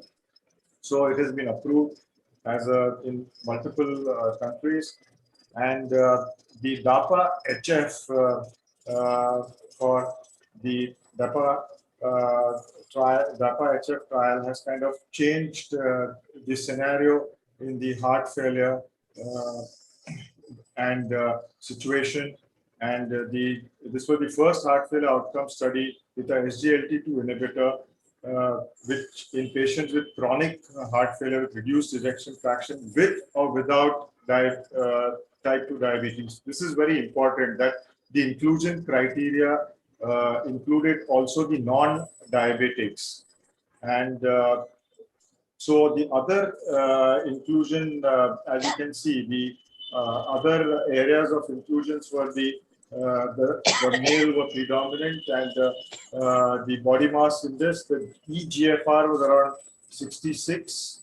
Sir, sorry to interrupt, sir. Your slides are not moving. Oh, we are still on the first slide. Is it? Thank you. So can you see this now? Yes, sir. Now we can. I think I'll have to go like this. Might be the full screen. I'll try once more. Can you see the full screen? Yeah, now we can see. Yeah. Yeah. Now does it the move? full screen is not visible. Just use it in the window itself. Yeah, yeah, but role of HGLT. Yeah, now that we are seeing this. Okay, fine. So basically, what I was trying to say in the last few slides is the basically the mechanism of action of the SGLT2 inhibitors in the proximal tubule, and this is where it reduces the glucose resorption, and the other possible mechanisms are improved myocardial energetics and cardiac remodeling, which helps in finally protecting the myocardium and thus preventing heart failure. And so DAPA HF has been the first heart failure outcome study with a SGLT2 inhibitor, and with chronic heart failure with reduced ejection fraction, with or without diabetes. And the most important thing is that it is also without the diabetes patients were included. And this was the slide where I was told that you can see me, and this is where the mean eGFR was 66, and the NYHA functional class here, if you look at most of the patients were of class 2. So this was more of like a chronic heart failure with prevention of rehospitalization. There were also patients with acute heart failure, which were only 32%. And the mean LVS here were 30%, and the pro-BNP was raised. The same thing you can see here in the tabular form. And the other important thing is that the patient population reflected those what we see in clinical practice that come with multiple comorbidities and issues. And the patients were with and without diabetes, I like to reiterate. And the GFR of more than 60, more than 30 were included, but the average GFR was around 60. So DAPA showed a significantly reduced the relative risk of CV death or worsening heart failure. And you can see here that the relative risk reduction was 26%, which is very significant as compared to the placebo, and the number to treat was 21. So it also showed an important thing, that if the patient in the last 12 months had heart failure, then there was more improvement in the, rather there was less worsening of heart failure in the patients who consumed DAPA. And with the initiation of the therapy, the effect was found within 28 days of the drug. And here it also shows that the worsening heart failure and the CV death, the relative risk reduction was very significant. So it also reduced the secondary all-cause death, not even the CV death, but the all-cause death was reduced. And consistent efficacy was seen with the primary composite endpoint in patients with heart failure with reduced ejection fraction with or without diabetes. This is important, as you can see with the diabetes on the left side as well as on the right, that without the diabetes. So it was a diabetes independent action which helped heart failure reduction. So DAPA reduced the new onset type 2 diabetes. This was something very interesting, that and that helped 32% relative risk reduction. And as one can see, because of the improvement, overall reductions in the admissions as well as the incidence of heart failure and symptomatology, the quality of the life of the patient improved in most of the areas as compared to the placebo. And the other interesting thing which was seen with there was fewer worsening of the renal function events. And the overall number of events was also low with DAPA. That was very promising, and that's why the DAPA CKD trial also, which has been recently buzzed around, which also proposes the use of DAPA in worser renal functions. So this is like a complete kind of a pictorial analysis, where you can see that in different areas how DAPA has been observed to help in the broad range of heart failure with reduced ejection fraction patients. So the ESC has recognized the benefits, and in view of the patients live and feel better, it has proposed in its heart failure meeting, which is recently conducted as a 1A class indication for heart failure with reduced ejection fraction. So it has also been studied in different analyses that DAPA provides clinical benefits. In our clinical practice, we normally use fluid restriction, we use an ACE inhibitor, beta blocker, and we gradually increase the drugs according to which the patient tolerates. And it has also shown that addition of DAPA over the ACE and the beta blocker showed lesser events as compared to the placebo. So this again strengthens our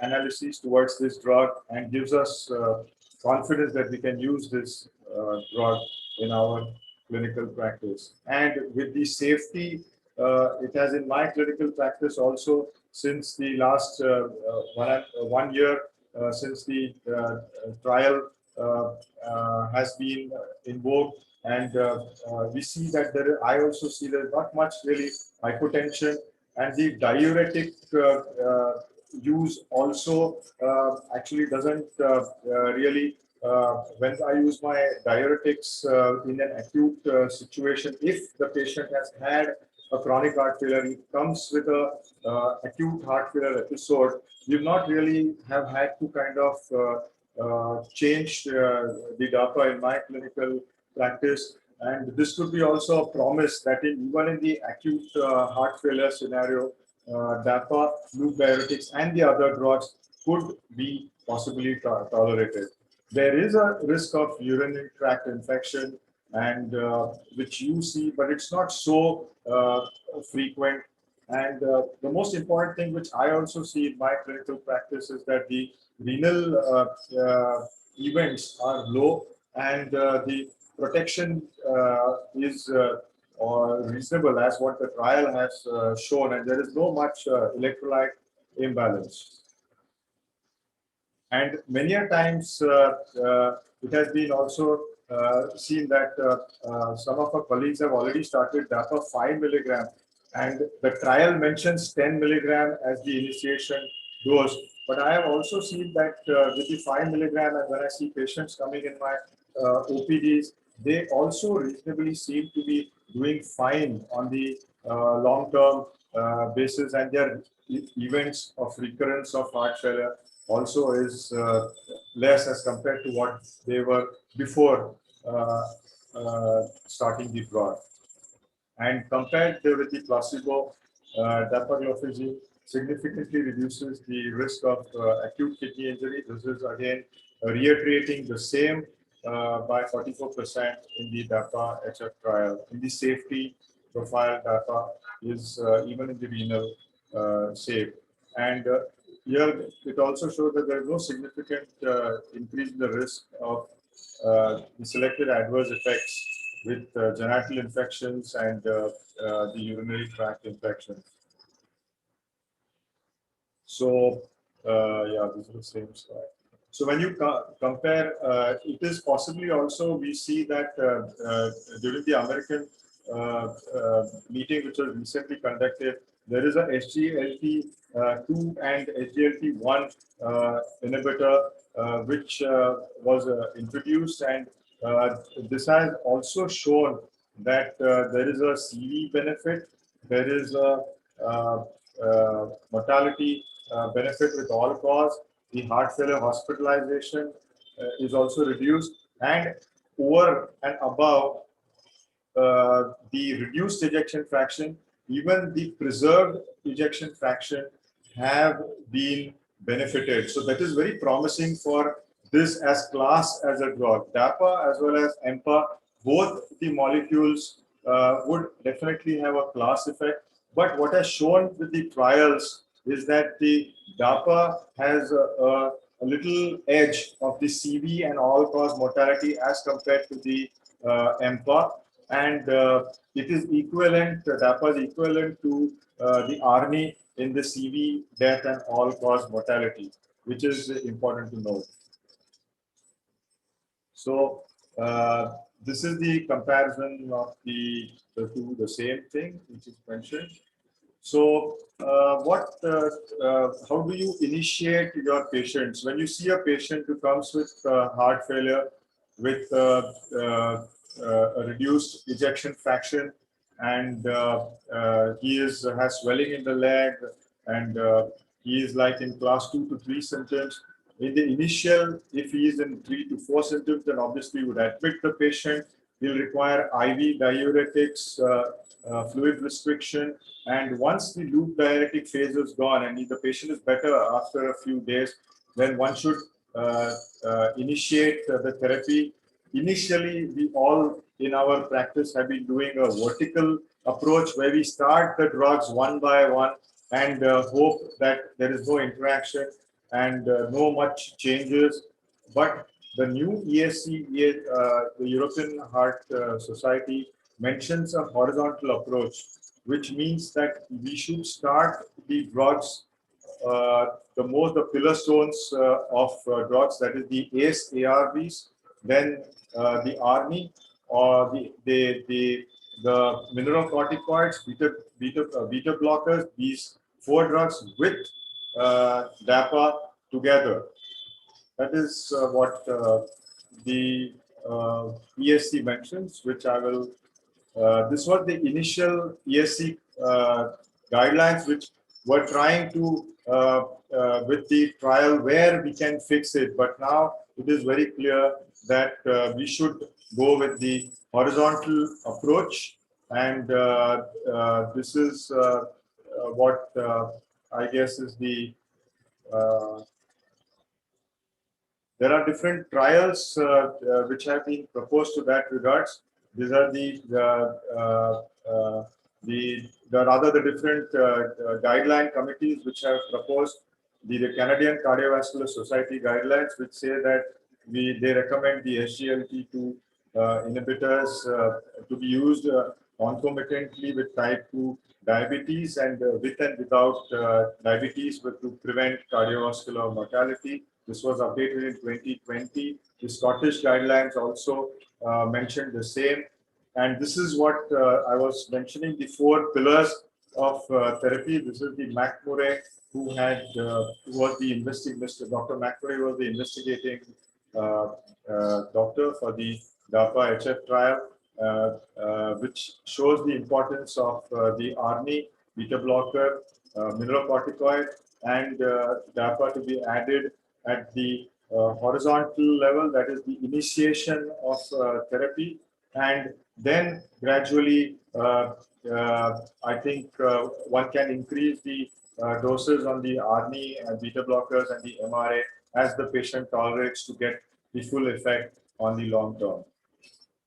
So to summarize, the DAPA-HF study was the first heart failure outcomes study which has shown that the SGLT2 inhibition inhibitor investigating the treatment of heart failure in adults of heart failure with reduced ejection fraction on top of standard of care, which includes the basic pillars which I just showed in the earlier slide, with or without diabetes. So this is the main message from today's talk, that we should go ahead and using this when the patient to prevent further CV mortality and recurrences of heart failure.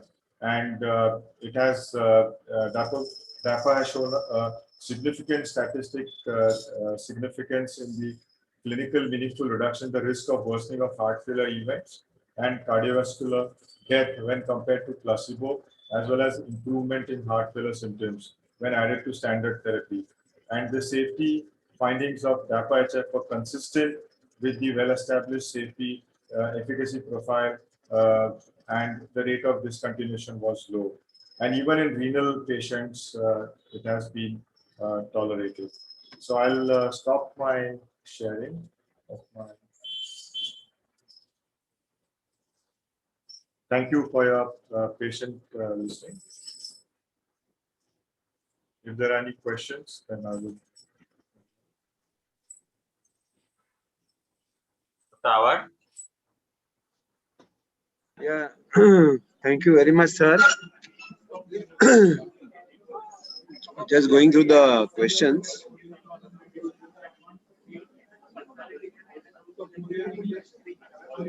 So once DAPA started, do we need to reduce other diabetic medicines to prevent hypoglycemia? So it is actually shown in the trial that the possibility of hypoglycemia is not there with DAPA, so you can continue your course. Okay. Once the DAPA is started, and there is a patient getting UTI, then how do you manage this patient? Yes, so actually, if a urinary tract infection does happen, then one has to be careful, and one would involve the respective teams, and it might. It is very, as I told you from the data also in my clinical practice, I do see it infrequently, and I do see it infrequently, and what you land up seeing also infrequently is euglycemic ketosis, which is again very rare, but the sugar levels are normal, and but you have a anion gap change, and so we should be careful that this also is a complication that one should be looking in a DAPA patient.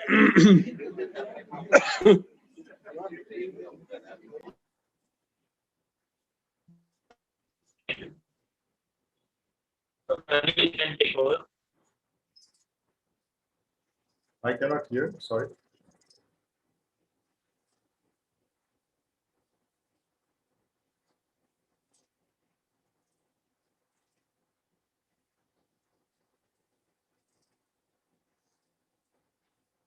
Dr. Anil can take over.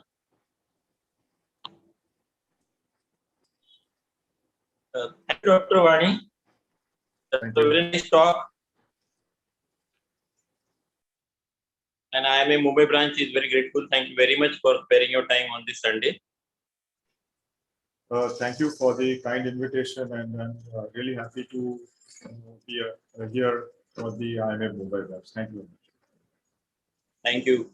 Friends, now we shall be moving on to our next part of the program, and that is the felicitation of the awardees for the Doctor's Day. And I shall request our secretary, Dr. Girish Lad, to please take over. Dr. Girish Lad, are you there?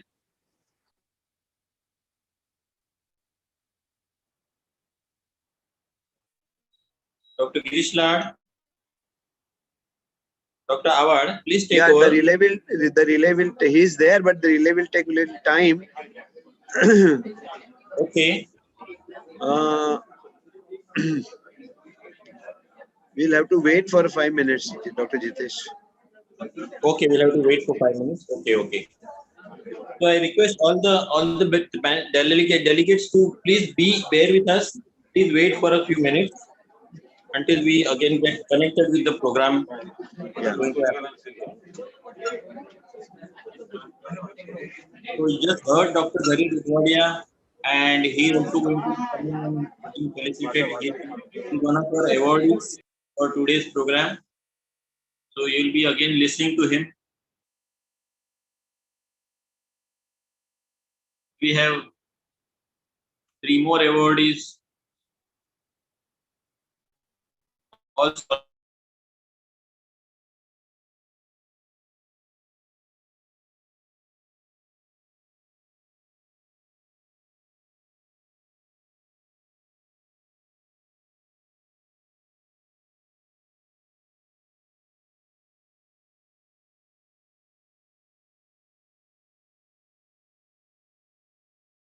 Fields. Okay, friends, please bear with us for some time.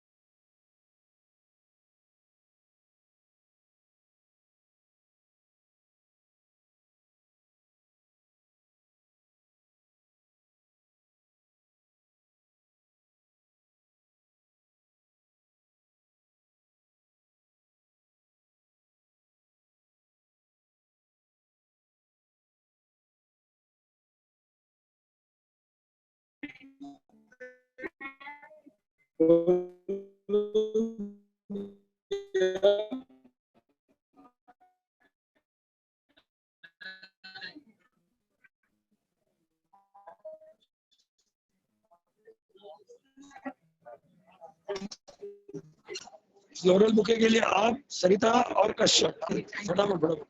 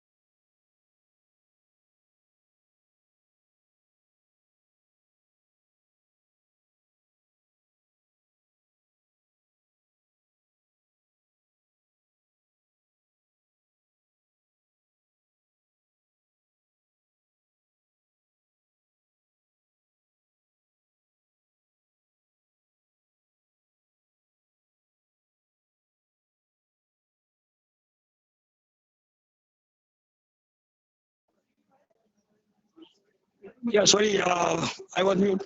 Anyway, I would like to repeat. What I'm saying is that, see, when you ask for a certificate of the webinar that you have attended, I would like to enlighten you about certain facts. That you are eager to get the certificate, we are more eager to give you the certificate. But what happens is that there is a procedure which you have to follow, the protocol. Now, what is the protocol is that when you register, we get the list from Razorpay who all have paid, because unless we get that, we will not be able to issue the certificate. Secondly, then we make a list. We do prepare the list and separate who have joined but who have required the certificate, who have not required the certificate. After that, we send that certificate to the link to the, list to the DG Shield for preparation of certificate, and we send the list to even MMC. Now, after all this, the certificate is created by DG Shield, and then DG Shield, it is released, and then only you will be able to get the certificate. So, on the same day, if someone writes to me, I am a little helpless in answering. So, which remember, still after 15 days or so, you don't get a certificate, then definitely call me. I'll be at your service, sir. Okay. Now, because of some technical glitch, the program is getting little delayed. But please do not log out, because the main function is yet to start.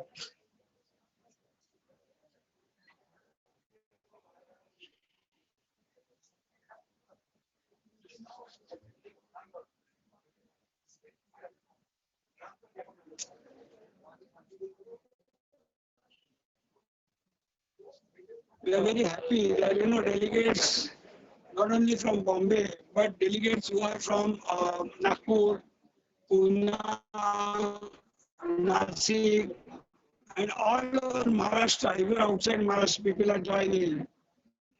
There are some people who are joining only out of educational interest, because they will not be getting the MMC certificate because they are not registered with Maharashtra Medical Council.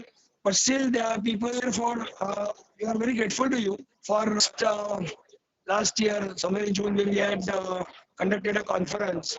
The delegates from abroad also had joined through the link, and the total number of delegates were to the tune of more than 3,000 delegates had joined. Just last month, we had the total number of delegates were about 1,300.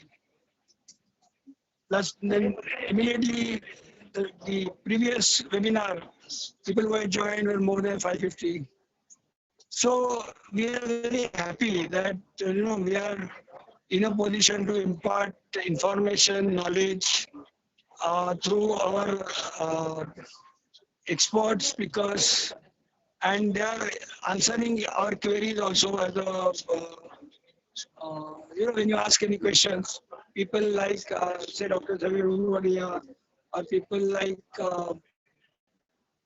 any knowledgeable people who are authority in that particular subject are enlightening us not only through their lectures but a question answer session. And we have tried to cover majority of the mobile light. We are trying to cover majority of the subjects like monsoon related disease, oncology, COVID, asthma, heart disease, cardiac ailments, hypertension, diabetes, whatnot.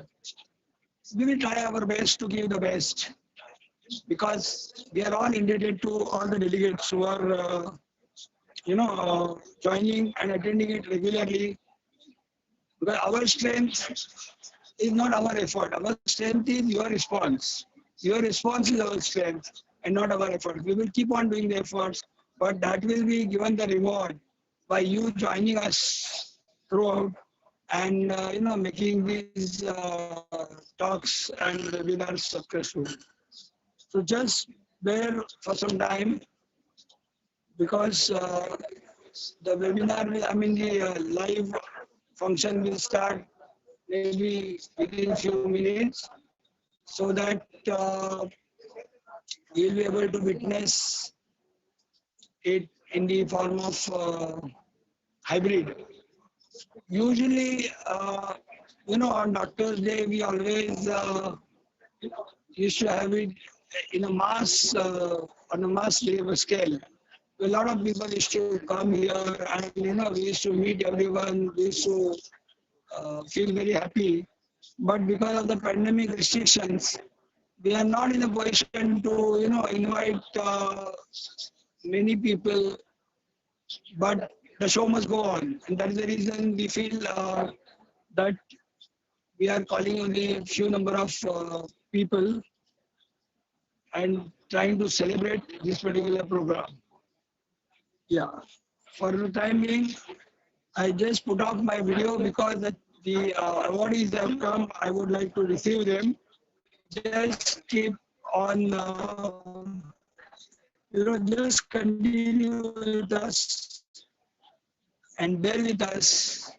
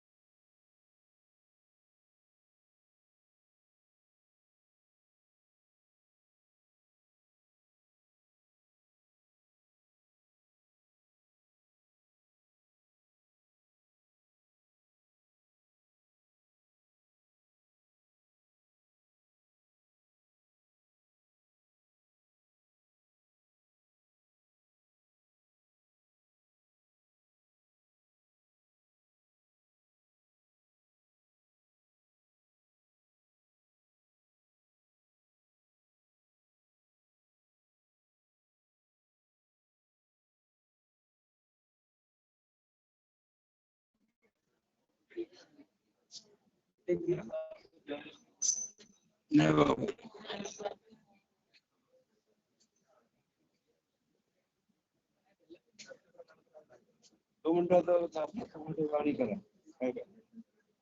Doctor summer की ढाणी कोण Depends.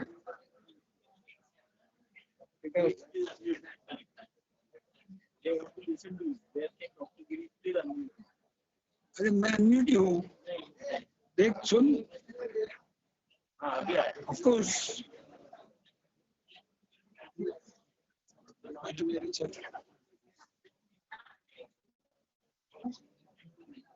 what are the benefits of webinar? How long will you continue? See, they have come back after, wishing those awardees who have come just now. I would like to tell you that this concept of webinar online is good for everybody. For the speaker also, because see, today we had speaker from Pune, last time we had speaker from Nagpur. Now it is very difficult for these people to, come in person all the time. But we can use their knowledge, their intellect, their experience to enlighten people from Bombay and all over the world for the matter who can join through webinar. So that is the first advantage we have in the webinar. See, in certain seasons, like in heavy rains, usually many times your participants are less in number usually. So in that situation, what do we do? But now, in webinar, there is no problem. Whether it is raining or enjoy the webinar. We are also happy. Comes all the way to deliver a lecture. And they cannot do justice. At the same time, people cannot, we can't do justice to speaker. Then it becomes a mess situation. But then there is no choice. We have no choice than to do this. So therefore, that is the advantage of having a webinar. Secondly, many times it so happens that people are little busy, but if they have got some personal work, they won't be able to come and join live because the webinar usually goes on for about 3 hours or so.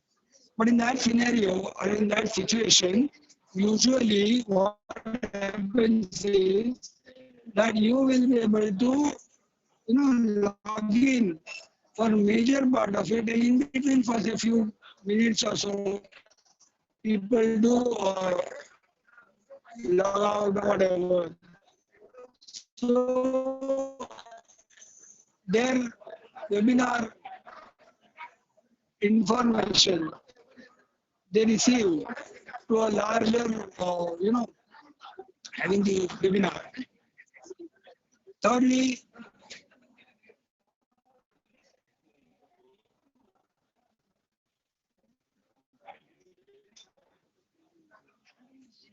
when you do webinar and to create certificate electronically also, it becomes very easy. Then you attending and signing, paying 50 rupees or 100 rupees depending on the number of points. That is a little difficult because we had to write the certificate, as you all know, that we used to give you written certificates.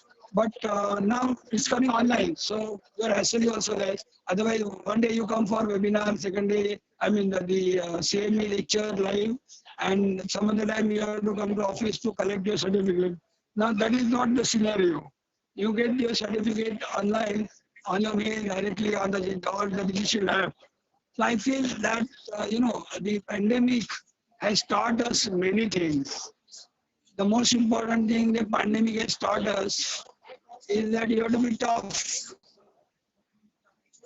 if not rough, to tide over the situation. Come what may, you have to go ahead. So must go on. That is the first lesson we have been taught. Second lesson is that money comes, money goes, morality comes and morality grows. Nothing otherwise will help you. Because you can't say that, I can pay you so many lakhs of rupees, but you may not get admission to the hospital. There is no bed available. There is no bed available. The oxygen is not available for you. You keep on panting. However, money you may have. But what do? That is the thing pandemic has told you.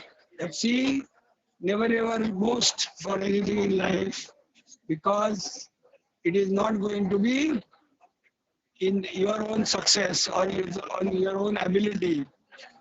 One should reach an ability to realize his, inability to avoid disability. That is what I always believe. I repeat, one should reach an ability to realize his inability to avoid disability. Everything is in the hands of nature. It is in the hands of others as well. So that is more important. One should realize, and that realization we have received from the pandemic. The pandemic has given us the lesson that we are supposed to be very nice, very humble, because who knows what will happen tomorrow? Who knows what will happen the next day? That is very difficult. So therefore, I believe that one should realize. Okay, 1 minute.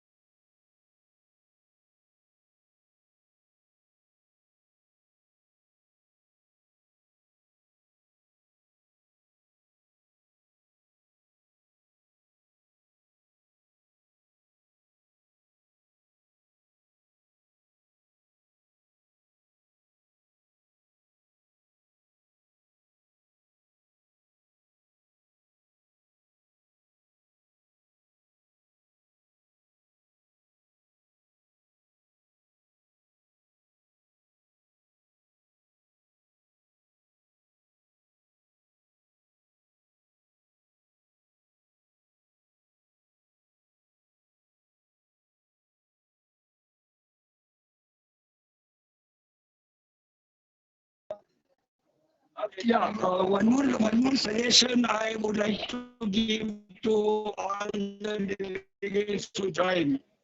Usually they type their name, their registration number to prove that they have joined, but it is not required. जैसे भगवान के हाथ में सबका control रहता है, वैसा online हमारा कंट्रोल है इधर. We will definitely know who has joined, who has not joined, how many times you have joined, when you have left, everything is known to us. So, that is the reason I would request all the delegates, please, and please, do not type and waste your time. Please listen to the talk which is going on. Don't join, type Dr. ABC, MMC registration name. It's not important. It becomes very disturbing for the speaker also because it gets reflected on the screen. So I believe that is more important.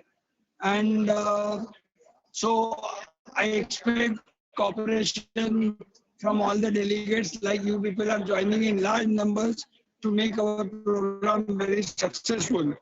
Same way, I request you that from the next time, now also someone put his name.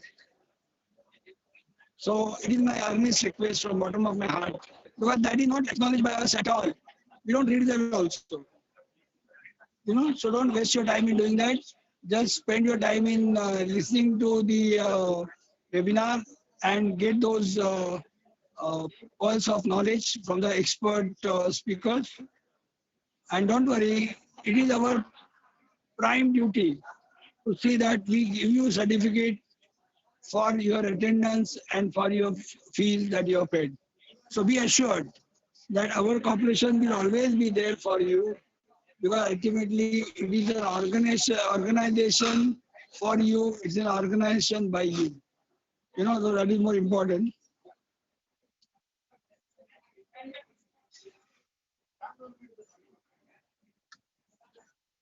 I've always seen that, the net or electronic media are like a small child. It is most unpredictable. That you go somewhere, you tell the people that हमारा बच्चा ना biscuit कभी खाता नहीं है. And on the same day, that happens with electronic media. Sometimes it doesn't work the way we expect it to work. And then there is a delay. But I am confident that our delegates are so nice and kind that they will definitely stick to the login and not leave us in between. Yeah. So I again want to thank you for all this. Just a moment. I'll have a glass of water before I continue talking to you.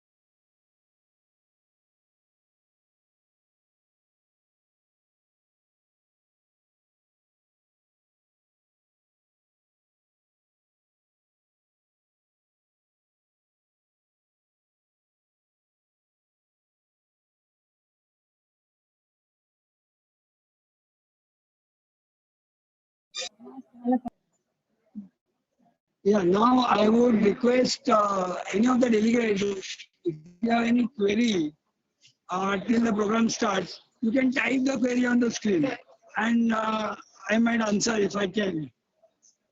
Any queries you have?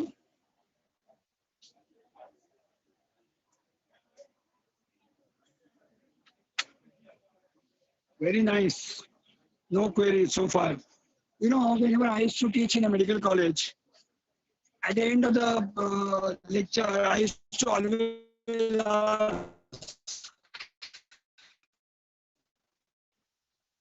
whether you have any questions.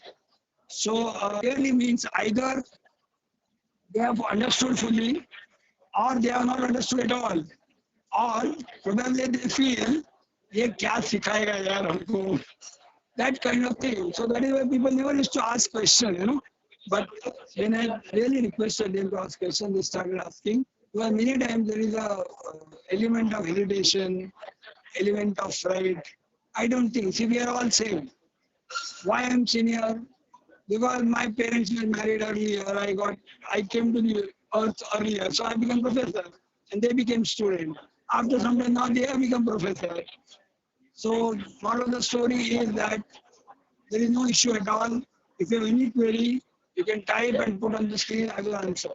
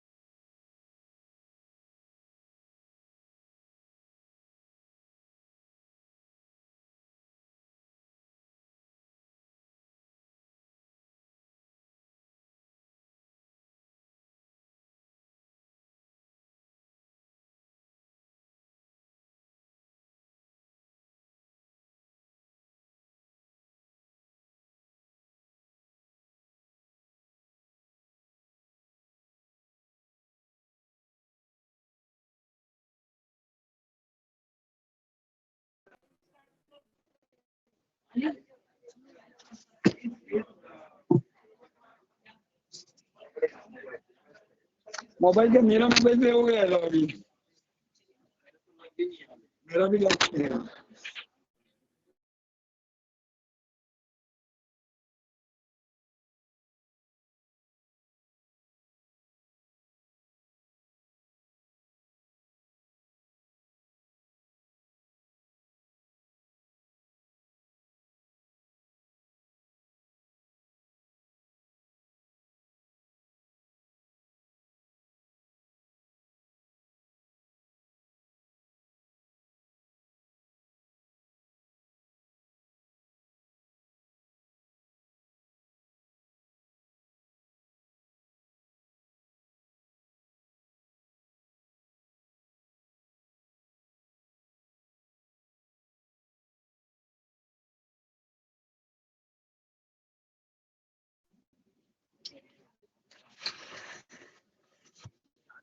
क्या mobile every day I'm running 100%, no problem.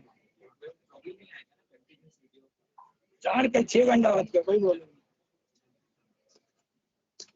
नहीं। तो ऐसे what you can do is you can log in that particular link जो तू सवेरे log in किया होगा ना, करेक्ट, तो उससे तू use speak when you come you make your video and audio, because मेरा आएगा नहीं तो तेरा नाम आना चाहिए, दैट इज व्हाई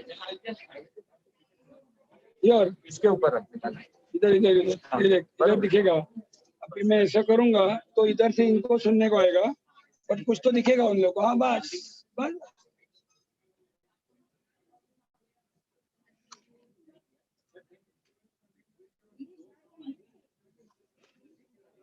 शुरू तो मैं ही करेगा, शुरू मैं ही करेगा। हाँ एको होएगा अभी एको I request all the attendees to take your seats.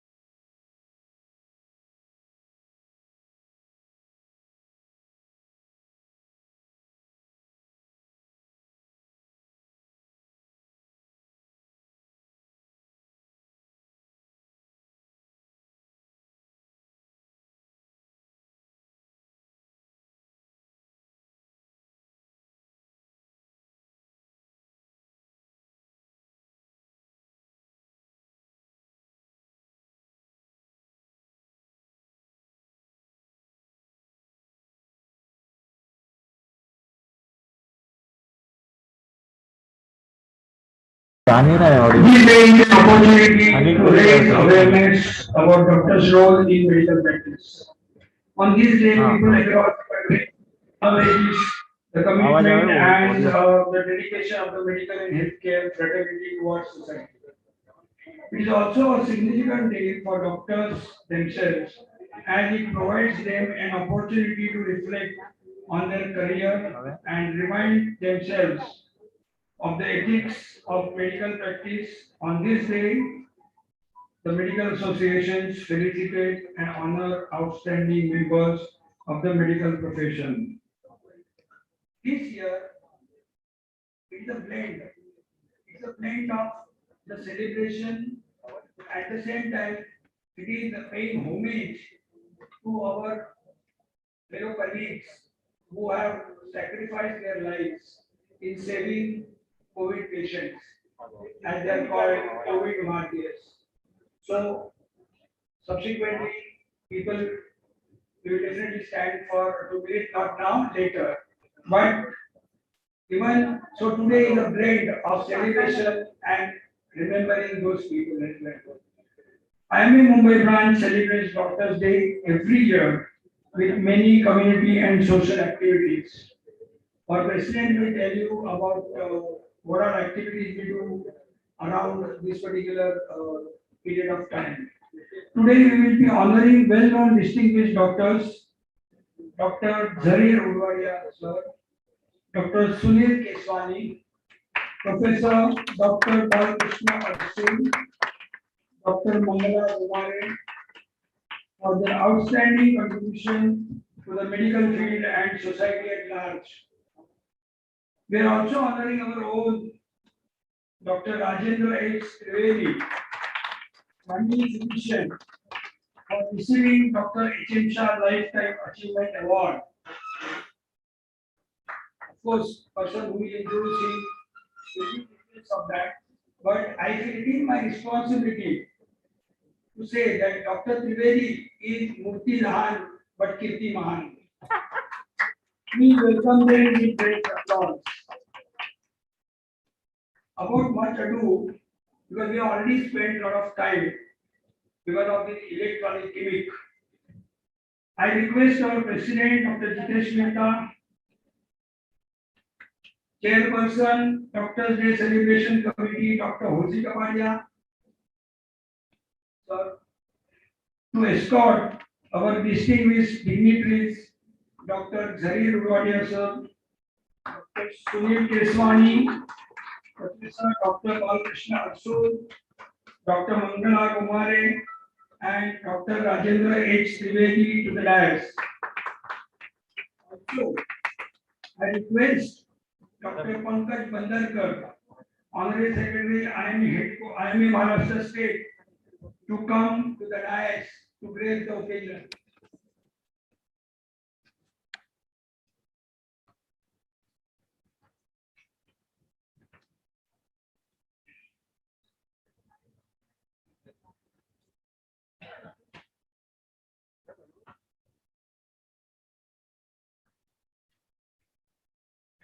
Yeah, now everyone has occupied their own seat.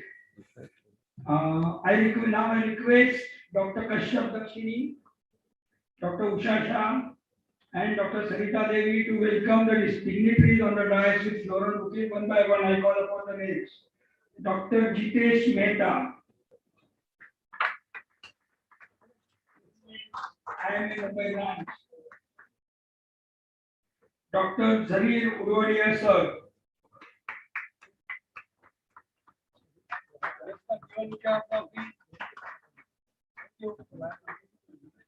Dr. Sunil Keswani.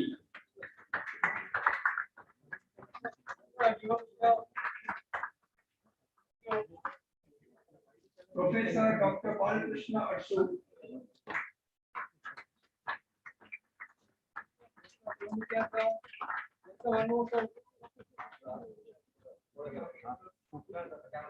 Dr. Mangala Kumare.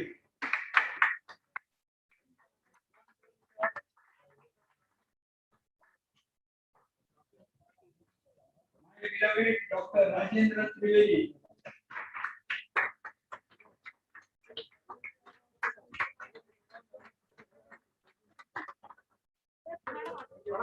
Honorary Secretary, IMA Mumbai Branch, Dr. Lal.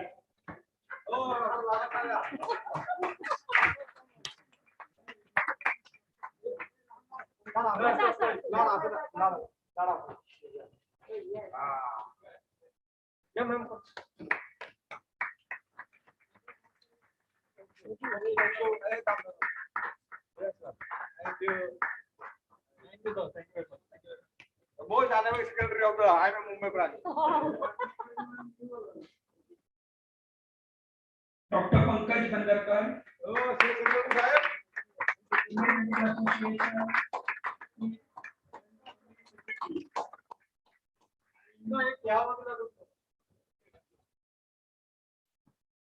And a person without whom we just cannot do Doctor's Day, that is Dr. Hosi Kapadia sir.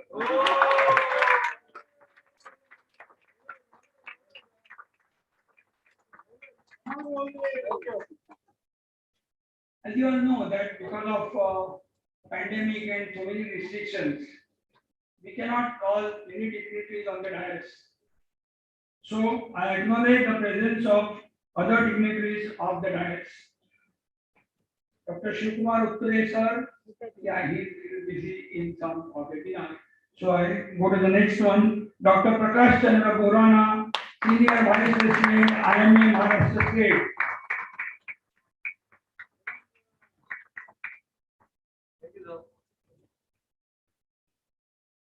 Dr. Anil Awad, President-elect.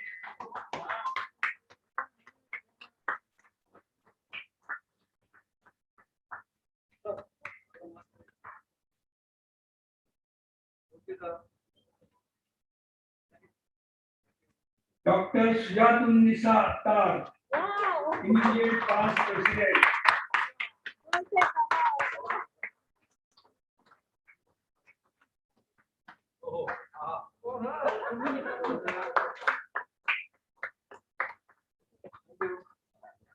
Dr. Anil Pachnekar, past National Vice President, IMA and the most vibrant person.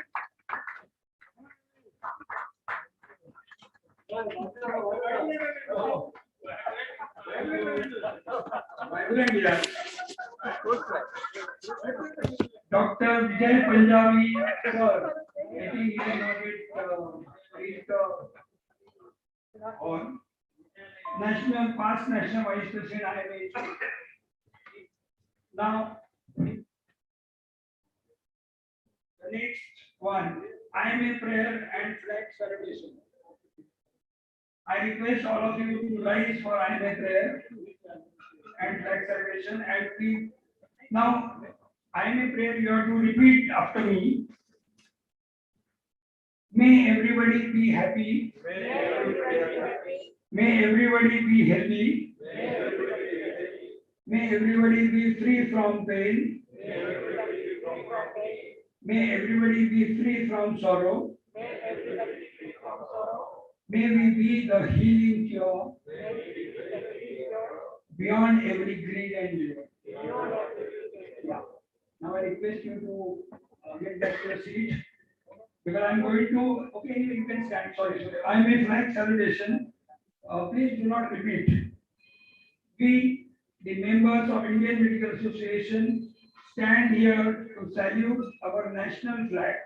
Its honor and glory shall be our light and strength, and its course shall be our course. We pledge our allegiance to it, and realizing our responsibilities as the accredited members of this national organization, we swear we will dedicate everything in our power to see it fly high in the committee of nations. Jai Hind, long live IMA. Please be seated, sir. Now, I request all the dignitaries to come forward for lighting the traditional lamp.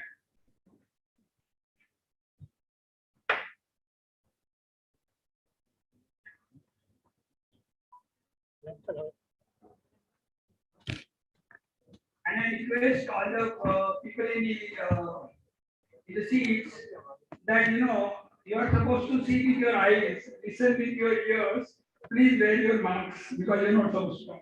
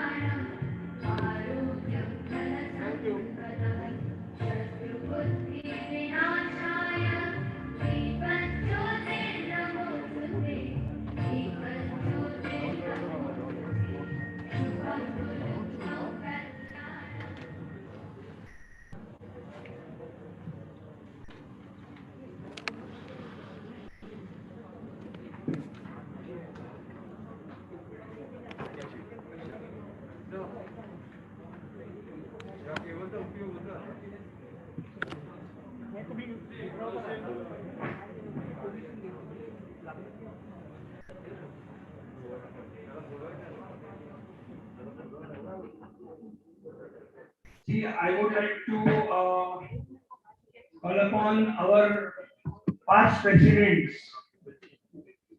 Dr. Akshay Sehwag, please. Yeah, we will felicitate you also because you have continued IMA work so that I am standing here. Thank you, sir.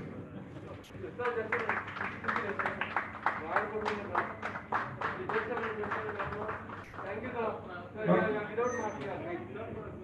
you, sir. Dr. Kishore Gandecha.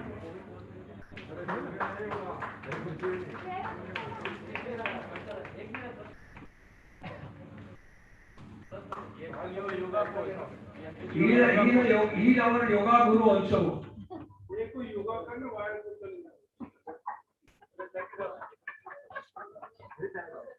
Dr. Suresh Doshi.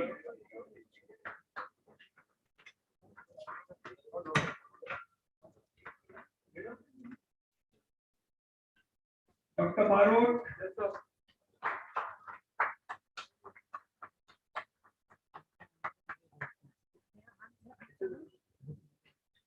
Dr. Prakash Chandra Borana. No, we have already given him, but I want to declare him as a past president also.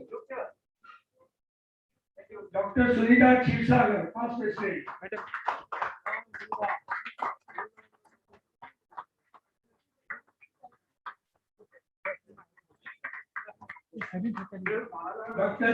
Dr. Sunita Chirsagar. Dr. Yogesh Shah.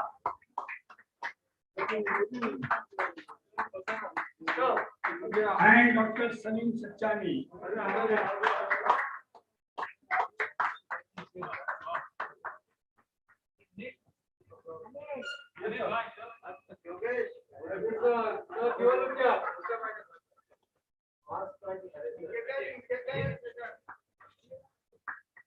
हो गया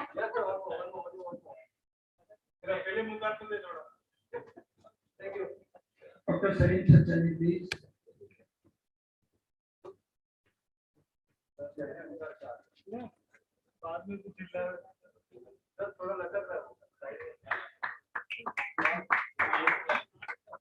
I would like to call upon Dr. Girish Rajadeksha also.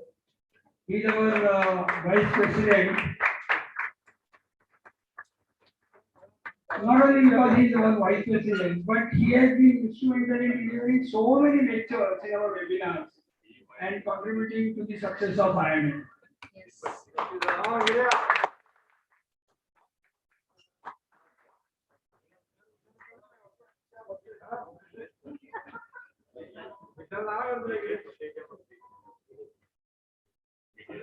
Now, Anil Pachnekar, he was also past president. He is also our past president. But both अभी हो गया उसका. Highest position एक बार बोल दिया. Yeah. Now I call upon our President, Dr. Jitesh Mehta, to give his presidential address.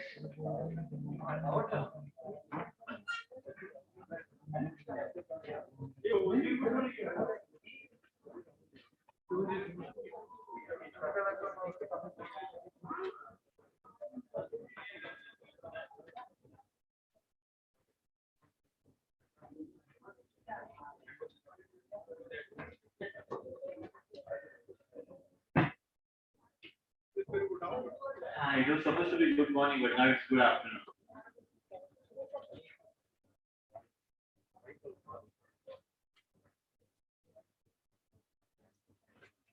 So, good afternoon, friends. A warm welcome to all of you on this occasion of Doctors' Day celebrations.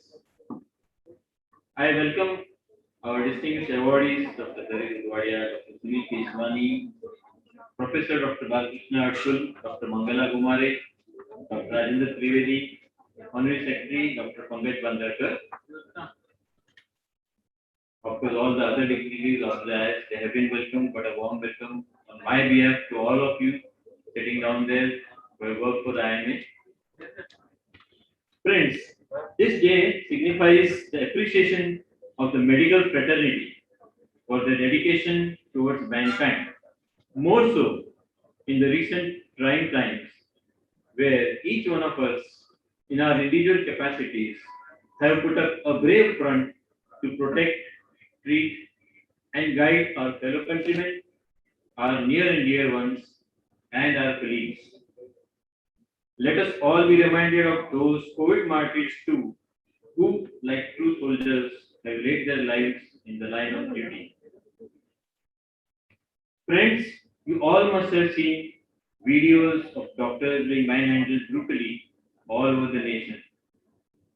It was time for us to take action against this lawlessness. On June 18, 2021, the slogan, Save the Saviors, resonated in each and every corridor of this country and got registered in the highest offices all over India, including the PM's office. It was a result of sheer hard work, meticulous planning, and determination seen pan-India, led by the state and branch heads, under the able leadership of our National President, Dr. Jayalal sir. Friends, for the first time in the history of Doctors' Day celebration, Honorable Prime Minister of India, Shri Narendra Modi ji, addressed the doctor fraternity from the IMA platform. He was all praises for the doctors and health workers and sincerely thanked the medical profession for working day and night to combat the pandemic situation. He also requested the Indian Medical Association to do scientific studies on yoga and show the world its beneficial effects on the mind and body. Friends, I am a proponent of a healthy mother concept, which is the basis of a healthy nation. This can be achieved by eradicating anemia and malnutrition, so rampant in our country. Safe Motherhood Week is being observed by IMA headquarters starting this 1st July. Every day in the evening from 8 to 9 p.m. there is one wonderful webinar going on and it's worth attending. IMA Mumbai branch, in collaboration with IMA Maharashtra State, will be having education seminars for expectant mothers in the next few days. Friends, on this Doctor's Day, let us all pledge to walk that extra mile for the health of the community and the nation. Thank you very much.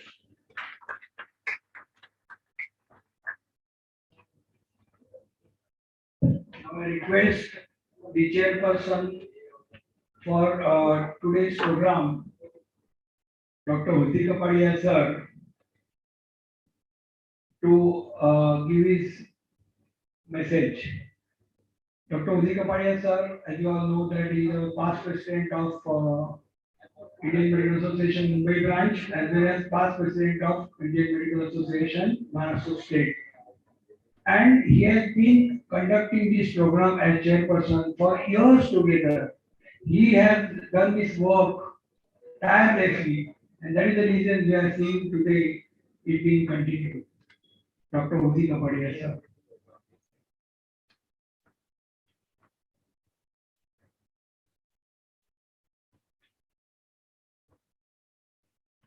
Good afternoon. Thanks very much, Dr. Lal, for those kind words. Respected President, Dr. Felicitation, distinguished awardees, dignitaries of the dais and of the dais. Friends, today is also the day to reflect on our friend members who have become COVID martyrs. You'll be shocked to know 1,500 of our friends, junior doctors, senior doctors have become COVID martyrs. So today we pay homage to the departed souls by standing in silence for 2 minutes.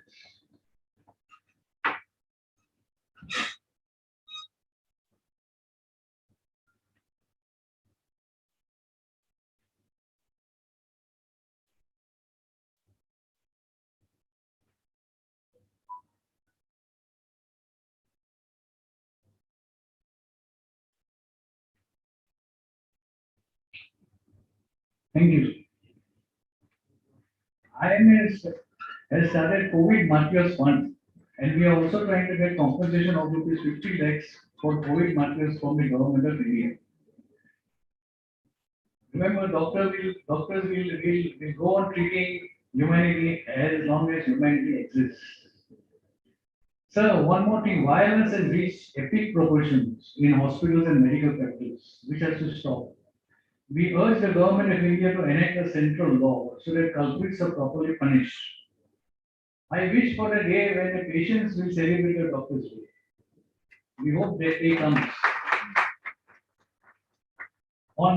Today on Doctor's Day, IMA Mumbai branch celebrates or organizes this auspicious day in honoring 5 most distinguished and outstanding members of our medical profession who have done exemplary work in their specialty and community service.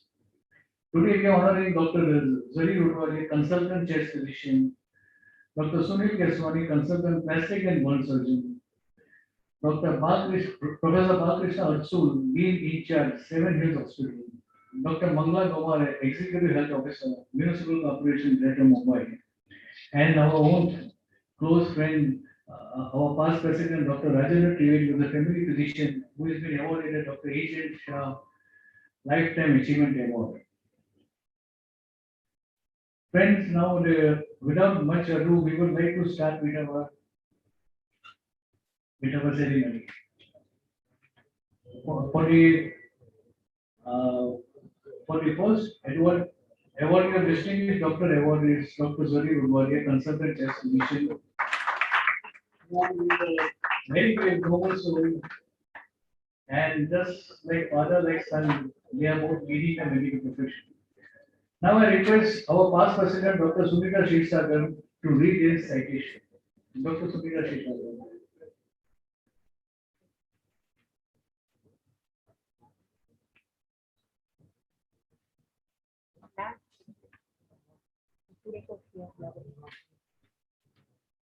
In the meanwhile, Dr.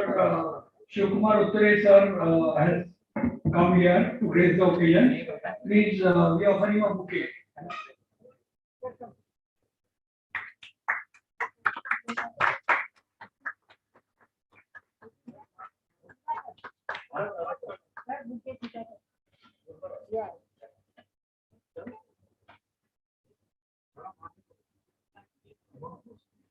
So, yeah, ma'am, give us the gift. Thank you.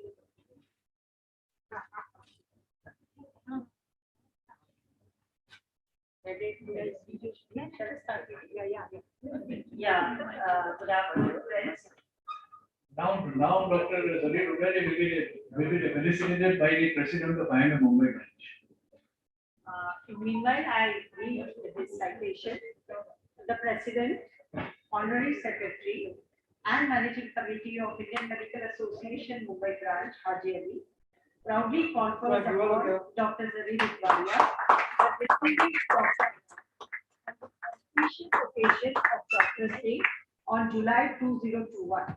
Yes, sir. Sir, you have completed your schooling from St. Mary's School, Mumbai. You are an alumni of Jain College and a medical graduate and postgraduate from Grant Medical College and Sir J.J. Group of Hospitals, Mumbai. Sir, you have always been a topper from your school days. You have won several silver and gold medals throughout your medical career. Sir, you are a consultant chest physician with a MD, DND, FCCP USA, FRCP London.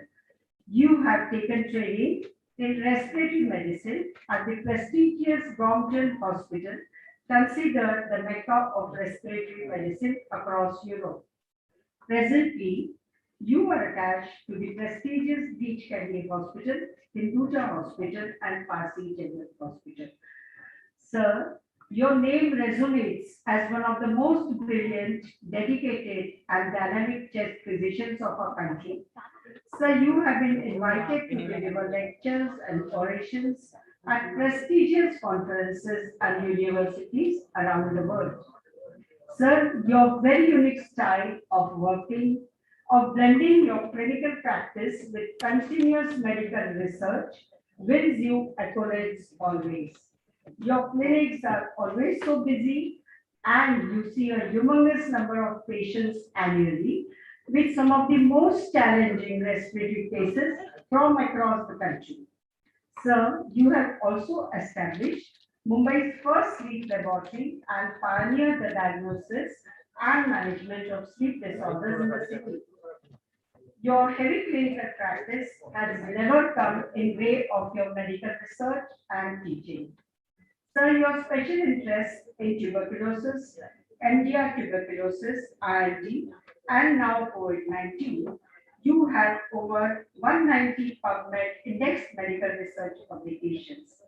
Sir, you are listed among the top 2% respiratory researchers worldwide in the field of respiratory medicine in a Stanford University publications. Sir, you are a worthy son of a legendary father, Dr. Farooq Udwani.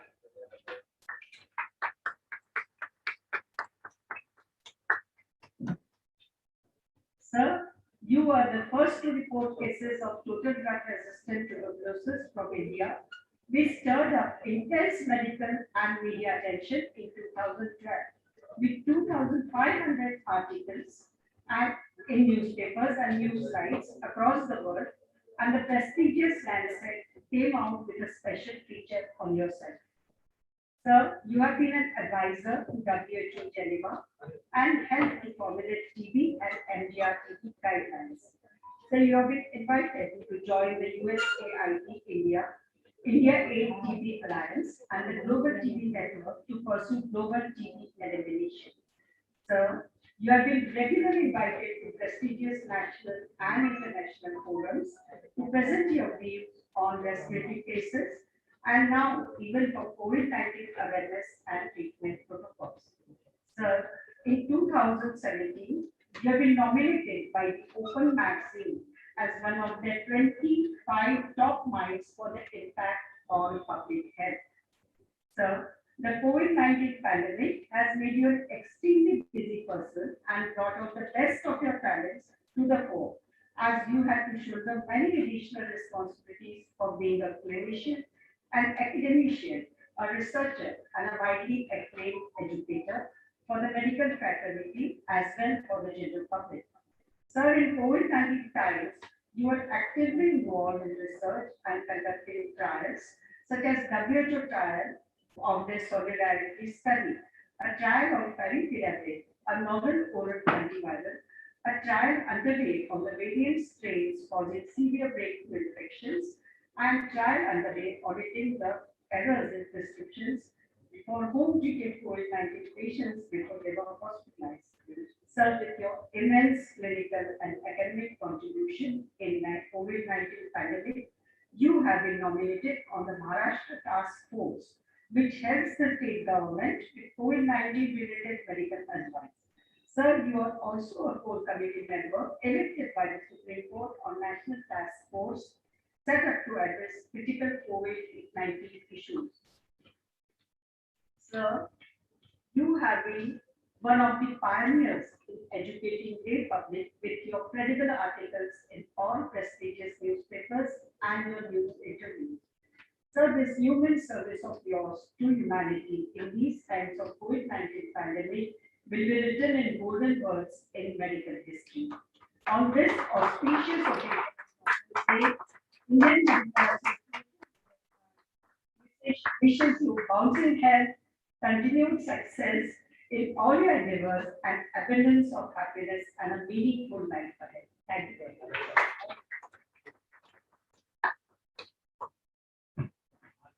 I now request Dr.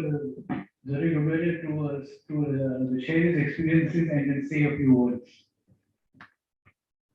Thank you very much, OC, and to all of you for this honor and for the kind words you've said about me. My first COVID case was in the very early days of the pandemic. He was a young man who I won't forget, who had just come back from Dubai. We didn't know much about COVID in those days, admitted at Hinduja Hospital in the ICU with an unexplained pneumonia.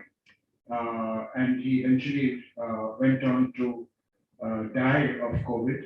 And I remember the panic it caused in the hospital at the time, because COVID was new then and frightening for all of us, really. As a person whose primary interest has been TB and MDR TB, I never visualized that we would ever see an airborne disease more deadly than tuberculosis. But this one certainly is. It's killed more people in the same amount of time in 1 year. More have died of COVID for sure than of tuberculosis. And sadly, those deaths keep mounting. COVID is much more infectious than tuberculosis. COVID requires very mild transient contact with an infected person to infect that person. And even more worryingly, you can look very normal like all of us do, but yet be infectious. So the masks are important. So when COVID burst on the scene, we knew that we had to update ourselves. And this is a new disease for everyone. It's as new for you as it is for me.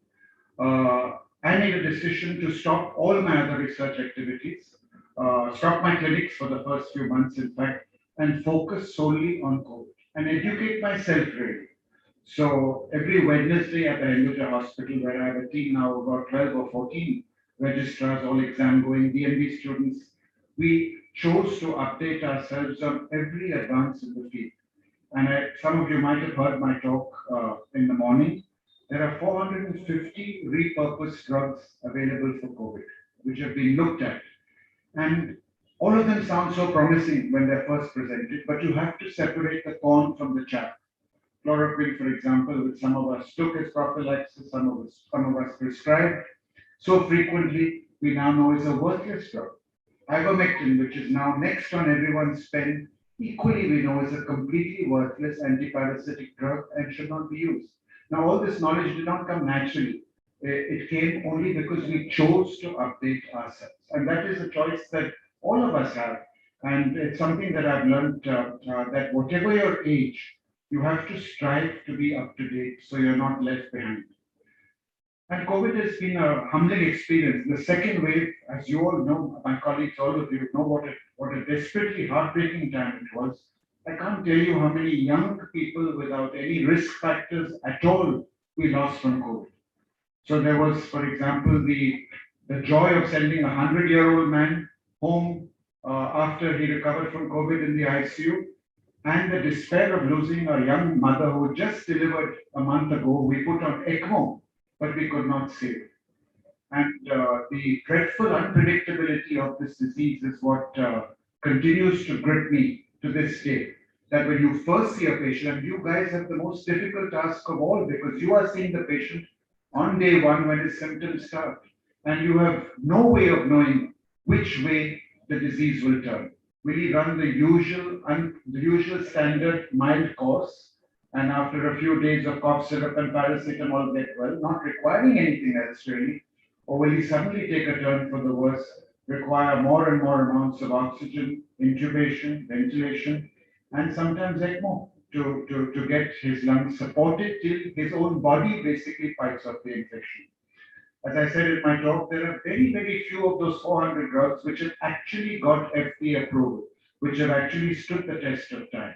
Steroids, tocilizumab, possibly remdesivir, and the monoclonal antibodies are the sum total of the drugs we know today after 1.5 years of the pandemic are actually going to work. So with the responsibility of treating patients comes the responsibility of educating ourselves, educating colleagues like all of you at multiple webinars, at giving sensible advice to the lay people as well in sensible articles. You know, this profusion of Ayurvedic cures and homeopathic cures, which prominent people have espoused, which must be gunned down because science has to come first always. And then there have been the added responsibilities of being on the Supreme Court allotted task force, where we try and grapple and make sensible decisions, which we hope will be utilized on things like oxygen. What could be more pathetic than people dying for want of oxygen in our country? We call ourselves a superpower, but that happened consistently through the second wave. And we hope that with some of the suggestions we've made, this will never happen again. So it's been a fulfilling time. Would I have traded this for anything else? The honest answer is no, because I've learned so much and educated myself. And I hope that now with the advent of vaccines and surprisingly only 60% of doctors in Maharashtra have still been vaccinated. So there is no reason not to vaccinate any of your patients with the COVID vaccine. So many people ask you, doctor, and they trust you more than anyone else. They trust their family doctors rightly. And the first question they must be asking you is, I've got asthma, I've got G6PD, I've got allergies, I reacted to prawns, and 100 other questions. Can I take my vaccine? And the answer is always an unqualified yes. That's the only way to turn this pandemic around. I know that it will end. Every pandemic in the past has ended from plague to the influenza pandemic. When will it end? The honest answer is it will end when 70% of the population has either been infected or vaccinated or has died. And we're coming to that stage, though we are still miles away from it. Sadly, to this day, only 5% of Indians, 5% only, have received 2 doses of the vaccine. So you and I can consider ourselves so lucky that advances in science have given us, in less than a year, a vaccine which has moved from the bench to the bedside and is going to be responsible for saving so many lives and turning this pandemic around. And yes, like all of you, I remember colleagues, nurses, friends who have died from this pandemic when we knew less about it. We now know that there is nothing more effective than an N95 to protect ourselves, and I would urge all of you to use it. In fact, you are more at risk than I am. When I go into a COVID ward or a COVID ICU, I know what I'm going to be dealing with, and I wear my PPEs, and I know the donning and doffing procedure by heart now. It's become routine. But you, when you sit in your clinics exposed to someone who could have malaria, could have dengue, are more at risk, I would say. So please never let your guard down. Thank you very much. I know that together we will all overcome.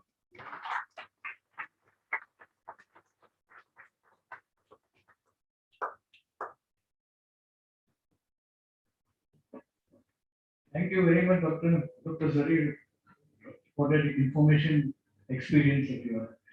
Now, the next recipient of Doctor's Day Award is Dr. Sunil Keswani, the consultant plastic and burn surgeon.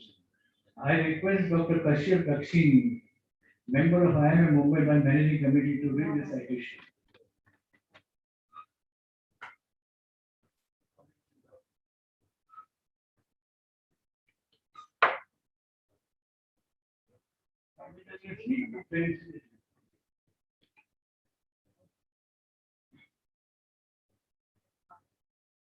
The President, Honorary Secretary, and Managing Committee of the Indian Medical Association Mumbai branch, Haji Ali, proudly confers upon Dr. Sunil Keswani the Distinguished Doctor Award on the auspicious occasion of Doctors' Day on the 1st of July 2021. So, you are the Director and Head of Department of Plastic Surgery at National Burns Center, Navi Mumbai, India.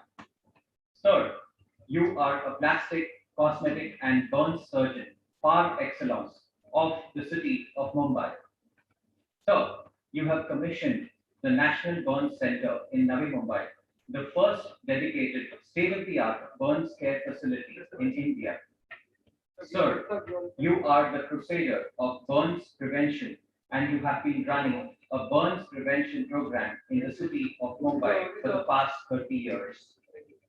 Sir, you have been instrumental in setting up a skin bank at National Burns Center in Navi Mumbai and 8 other skin banks in the rest of India, which is a unique requirement for unfortunate burns cases. Sir, you have contributed chapters on burns in several medical textbooks, and you have several publications to your credit in national and international journals. Sir, you have been a past president of the Indian Medical Association Chamber Branch and district officer for Rotary District 3141. Sir, you have been a regional representative for Southeast Asia of the International Society for Burns Injuries for 6 years. Sir, your deep concern and dedication towards treating burns patients has always won you laurels. Sir, you have been a recipient of many prestigious orations. To name a few, Safdarjung Hospital Oration conferred by the National Academy of Burns, India. Bhansali Oration conferred by the Indian Association of Occupational Health Doctors. Menda Salaskar Oration confirmed by the Bombay Medical Congress. Trinity Oration of the Lokmanya Tilak Municipal Medical College and Lokmanya Tilak Municipal General Hospital, Sion, and Dr. Bhim Das Bilwani Oration of the Gujarat Association of General Surgeons. So, your concern, dedication, and work of rehabilitation of burns patients has been very exemplary, extraordinary, and praiseworthy. On this auspicious occasion of Doctors' Day, the Indian Medical Association Mumbai branch wishes you bouncing health, continued success in all your endeavors, and abundance of happiness and a meaningful life ahead.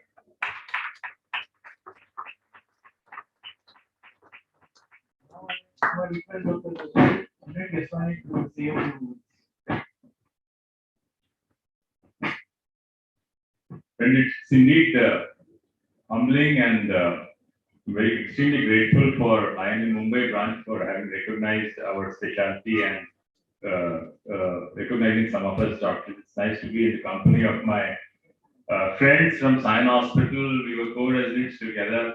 Girish Lad, Dr. Utre was my lecturer. I was registrar in surgery that time, and Girish Rajadaksha was there, and Anil Patnekar, Dr. Anil Patnekar was there. It's nice to be amongst friends again. Of course, friends among the IMA Mumbai branch, also so many of them, Dr. Osika Patel, Dr. Vijay Patel. The list goes on and on. We've known each other for so long. And it's nice to be back among friends. I think it's the first meeting in person I'm attending after COVID started. And there's something which I could not refuse when Girish called me up. Girish and I are classmates. And we've been together through MBBS and surgical residency. Burns, I think, especially surgeon people who have worked in surgery, Dr. Uttare, Dr. Girish Lat, and other surgeons here would appreciate it's something which we all avoided. And most heads of departments also never took rounds in burns, so it was relegated to the intern to look after the 2 burn beds at the corner of the surgical ward. In all hospitals, whether it was KM Hospital, Sion Hospital, Nair Hospital, it was 2 or 4 beds at the corner of each surgical unit, the 6 units. There used to be about 20, 25 beds. And the intern was supposed to do the dressing and look after that. We have come a long way since.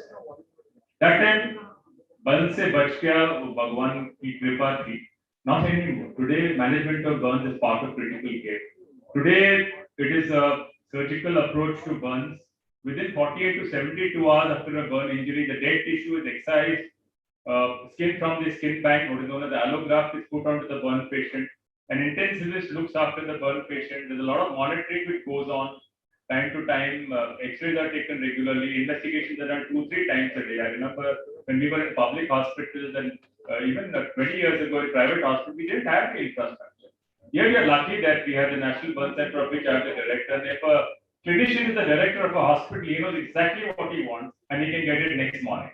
Most of the time, bureaucracy keeps people from advancing and medicine from advancing because the clinician wants something. The guy who's sitting at the administrative head doesn't appreciate what is wanted. You ask for 4 items, he will sanction 1, and valuable time is lost. So, what is essential? So, it's a big advantage we have at National Burn Center. Where I'm the director as well as the chief operating surgeon. I have associates to help me out. We have a full team out there. But I think over a period of time, skin banks have helped a lot. We have set up through Rotary, the National Burn Center set up 12 skin banks all over the country out of the 16 that exist. And every year we've been adding 2 to 4 skin banks. And this skin, the allograft, has helped save many lives. I'm sure the day is not very far where we should be able to save 80 and 90% burns also. As of today, we are able to save up to 60% burns fairly comfortably. We save half of the people between 60 to 80%. Above 80, we rarely save anybody. But abroad, they are saving 80, 85, and 90% burns. And there's nothing wrong. We have the infrastructure, we have the resources, we have the skilled doctors are always there. And time has come that India is almost there. We'll be able to save more people in the future. Let's hope for the best and happy Doctors' Day to all of you.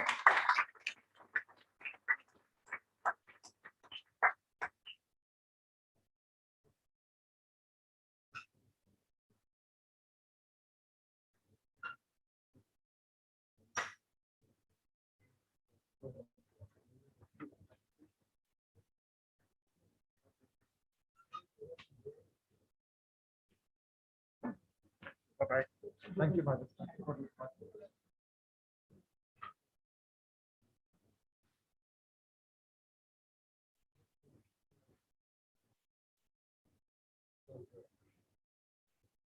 Doctor is very happy to leave because he had an urgent burn. Thank you very much, Dr. Keswani, for your excellent information. And I remember you very well when you were talking also.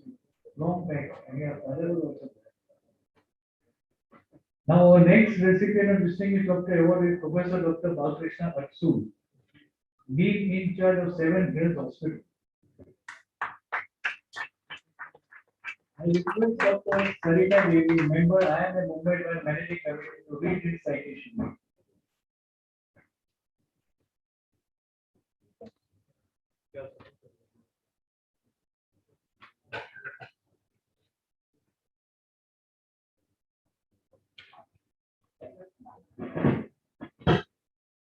Now I request President Dr. Jitesh Mehta to President Dr. Atsul.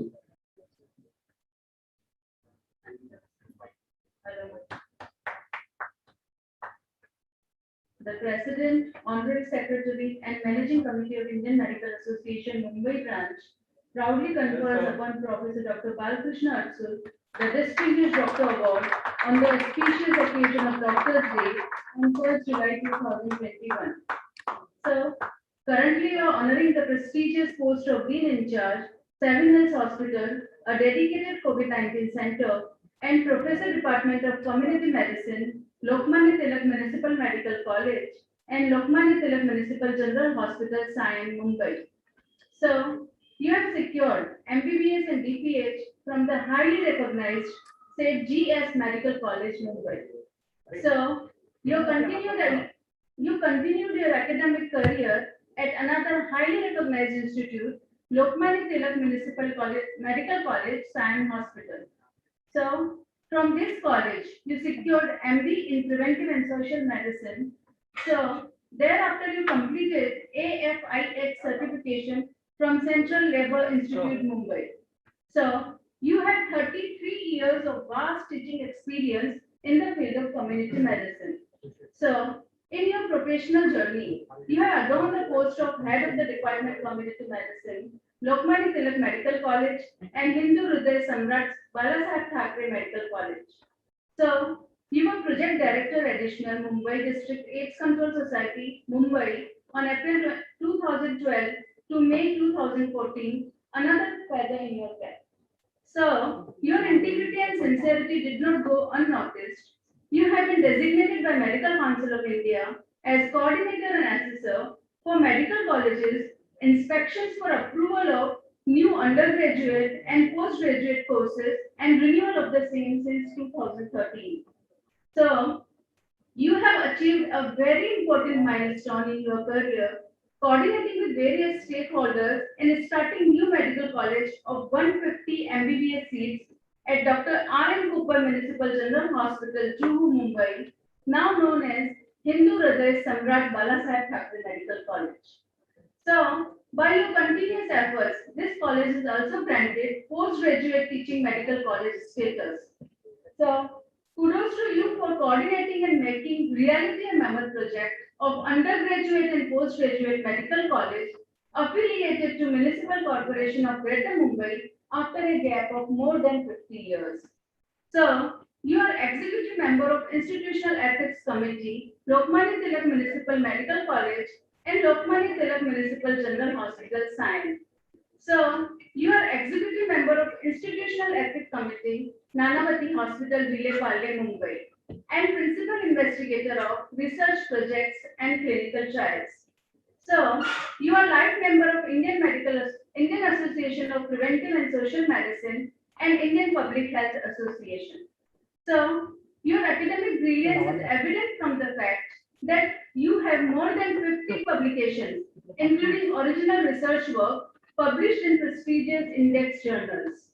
So, you have to your credit numerous torch-bearing research on COVID-19, which includes COVID-19 patients with hypothyroidism, a cross-sectional study to assess impact of COVID-19 infection amongst patients with CKD, risk factors for SARS-CoV-2 infection among healthcare workers in India, SARS COVID-2 antibody response following immunization with COVID-19 vaccines, severity of COVID-19 infection in post-vaccination in patients, and effect of antithrombotic and cholesterol-lowering drugs on the outcome of patients with COVID-19.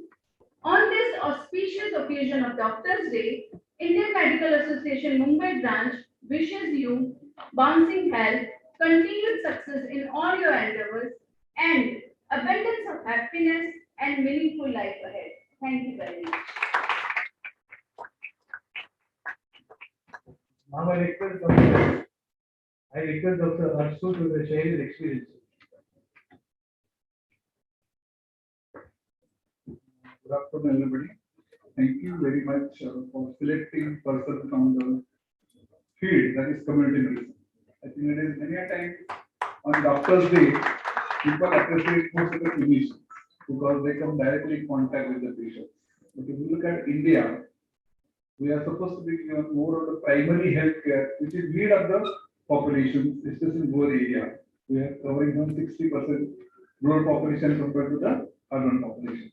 And Mumbai, same thing happening. Mumbai Municipal Corporation runs 4 medical colleges and 1 dental college. Ideally, it is not duty of the municipal corporation to give the tertiary health care to the citizens. Main duty is being a primary health care, and my colleague Dr. Mangala Kumari is doing that best, especially in the COVID pandemic. And it was appreciated not by the Mumbai itself, but all over India and the Supreme Court also. So it's hats off to the Municipal Corporation Greater Mumbai, especially Public Health Department and medical colleges, who have contributed a lot compared to other states all over India. I think we are a very small part of this. Look at the 7 hospitals. I think those hospitals are totally closed for more than 17 months. But in view of the corona pandemic, our ex-municipal commissioner Pardeshi has thought that this is the hospital very close to the international airport, so that they chosen to have a quarantine center initially, and which has catered for 1,285 international passengers, very with the help of the all the public health department was a very vital role initially to treat these 1,285 patients, which has developed confidence in a health system of municipal corporation. And it's all credit goes to both the municipal commissioners, existing chair sir and the Pavane sir, our additional municipal commissioners, our Kakadi sir, directors, deans, and all the public health department together with medical work. Why I'm saying all these things? Because it is a teamwork. No pandemic can be fought individually. And that I understood. We have better role of public and public representative in pandemic than the doctors. Because it is not just in the treatment. It is looking at the patients and their family overall support. I think in Mumbai, being a 7 hospital as a dedicated COVID hospital, we have a very vital role to save life of the many of the healthcare workers. And because of this hospital, people have a lot of confidence, especially our resident doctors from all the municipal corporation hospitals who work day and night for the COVID patients. I think they are the only people who have worked very hard. Even the doctors from the Ayurveda and homeopathy also has played a vital role in fighting with the pandemic. If you look at this first wave, second wave, and I think third wave also, because that is bound to be there. This is a pandemic. It cannot be vanished within 1 year or 1.5 years. It may take 2 to 3 years, provided we can able to vaccinate or we can get a natural infection. Getting a natural infection is not easy. It is a nightmare for the person who are tested for RT-PCR. Once he has taken a test, till he get a report, he doesn't sleep, or his family also doesn't sleep. Once they get a report negative, he is happy. Once they get a positive, he thinks, what is next? Where I should get admitted? What is my treatment? There are hundreds of questions in mind of the patient as well as their relatives and even their family physicians, because he or she is going to advise where to get admitted, whether get home quarantine or whether isolation or going to get admitted. Because we are looking at the pandemic, everybody was scared. Initial for this month of April and end of the March, because nobody was knowing what is going to happen, what is to be done also. Everybody was confused. Everybody say, I'm scared. If I get COVID, what will happen with me and my family? And that's why initial stages, there is a big fear in mind of everybody. At that time, doctors and general public have the same platform because nobody was knowing what is to be done. And slowly, I think we have come with the good solutions and organizing this thing for the admission of the patients right away by handler war rooms. And that has played decentralized role in municipal corporation of Mumbai, which has helped individual people where to go, near to their hospital or maybe the DCH or maybe DCHC, maybe Corona Care Center. So as per the requirement, people got admitted. Once you get admitted, they feel that they are in safe hands because we see Mumbai Municipal Corporation has got the best health system. Even if you say compared to all other states and municipal corporations, and which has shown the positive results. Ultimately, whatever you do, whatever the projects are there, it will show the results. And this is in front of everybody. Now, if you look at a 7 hospital, it is a hospital run in collaboration with the PPP with the municipal corporation, which has 1,850 beds running at present. Occupancy is something 45% today also. There we have treated somewhere 37,000 patients. Out of this, 33,000 have discharged. We have looking at 323 ICU beds where we have treated 5,670 patients in ICUs. We are looking at, I think, Udwadi say that there are many drugs out there and everything for trial and error. I think initial say month of April, Dr. Anil Asnikar and Utture sir was there. They have come with so many things that really come to the rescue of us at initial stages. Dr. Pawar was there. He has come with the tocilizumab that time. We have never heard of that, and nobody used to pronounce how to pronounce tocilizumab. That was the condition in the stages. Then I think we got admitted, myself, my OSD, we got admitted on month of the June, 13th of June, all of us, and then we have actually worked on the isolation wards. That time there were no remdesivir available, those were very scarce available, and other drugs, again trial and error, whether it is steroid or not, what doses should be used. So all the trials are going on. especially the doctors from the medical colleges with KEM Sayan Nair, and from the doctors who are actually working, BHMS and behavioral doctors. I think hats off to these people who have really come to rescue Mumbai Municipal Corporation, especially managing the pandemic. So everybody has learned from experience. Nobody still know what is going to happen in COVID in future also. We are just speculating the things. Third wave will come, will not come. About the vaccination, I think vaccination, we are really short of vaccine stock. I think Dr. Mungala Kumar is supposed to be providing vaccine to everybody. And I think they will do that job. Giving the vaccination is now priority, other than the COVID patients.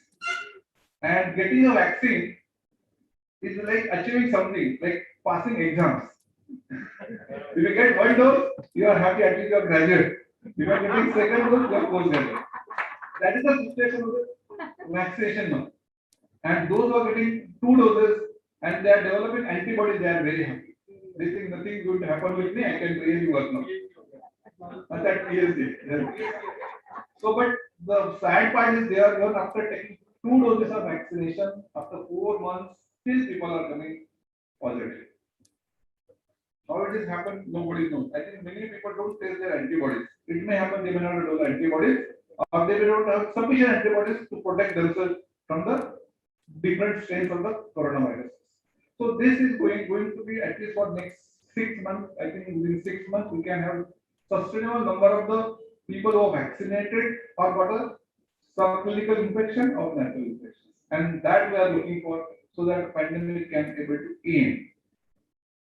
I am thankful for the IMA branch for giving me opportunity from the. I am actually from community actually because we are never recognized as such. And this is the first time whatever they are doing, it is very silent work. Because when you are working, you have to work silently. Then only you can able to do the justice for your job. And that we are trying to do as a teamwork because nothing can be fought individually in pandemics. I am just telling again, it has to be teamwork. You have to help each other. You have to forgive mistakes of your colleagues. Then only you can able to go ahead for fighting the pandemic. Thank you very much for being here.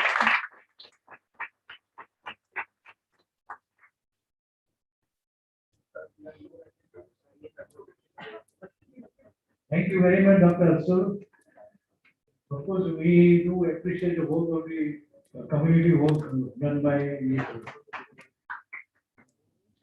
Now, our next recipient is distinguished Dr. Award. He is our own managing committee member, Dr. Mangala Gomare, who holds the prestigious position of Executive Health Officer in Switzerland. He has come up with here actively due to her own being and work. And I request Dr. Arvind Patel, Joint Secretary, IMA Mumbai branch, to read her citations. Now I will request President Dr. Jitesh Patel to please.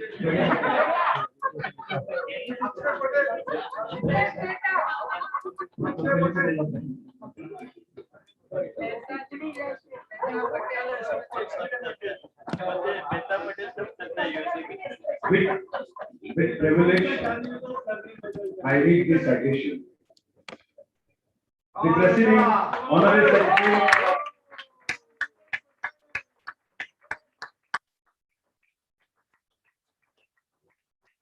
and Managing Committee member of Indian Medical Association Mumbai branch, proudly confers upon Madam Mangala Gomare the Distinguished Doctor Award on the auspicious occasion of Doctor's Day on 1st of July 2021.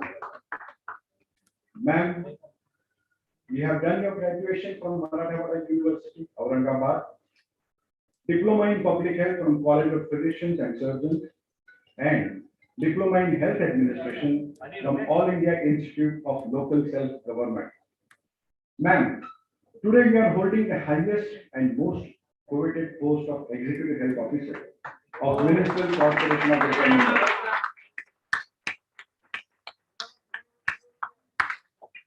Where you are directly controlling and coordinating the working of all the branches of the health department. Ma'am, you have adorned the post of Joint Executive Health Officer, Deputy Executive Health Officer, looking after the National Health Mission and imparting training and IEC cell and maintaining registration of birth and death records. Ma'am, we have worked in epidemiology and surveillance health and were actively involved in malaria control and containment measures in the city of Mumbai. As an assistant health officer, you handled the expanded program of immunization. You successfully headed and handled the polio eradication program of Municipal Corporation of Greater Mumbai and the TB control program. The COVID-19 pandemic has added tremendous responsibility on you, which you have carried out very successfully. Your role has been very pivotal in this pandemic. Ma'am, you have been the officer in charge for all COVID-19 isolation facilities in Mumbai. Their identification, monitoring, supervision, and development of reporting system from hospital to state.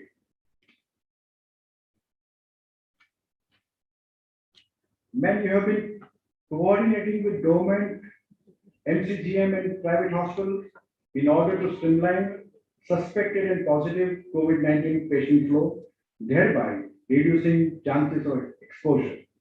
Ma'am, you have developed a need-based data system for COVID-19 reporting.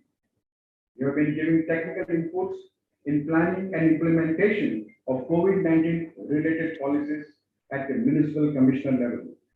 Ma'am, you have been also instrumental in planning and implementation of family welfare, maternal and childhood activities, thereby reducing the mortality rate of mothers, infants, and children across the country and ensuring quality coverage and productiveness of the family welfare services. Ma'am, you have been instrumental in planning and control of communicable diseases program and National Vector-Borne Disease Program of Municipal Corporation of Greater Mumbai and various other health programs. Ma'am, you have been very intimately associated with Indian Medical Association, Mumbai branch particularly, for the past many years in various capacities as Assistant Secretary, later on Assistant Director IMA CGP, Mumbai Sub-Faculty, Honorary Secretary, Senior Vice President and Managing Committee Member, because of which Indian Medical Association Mumbai branch feels very proud of you.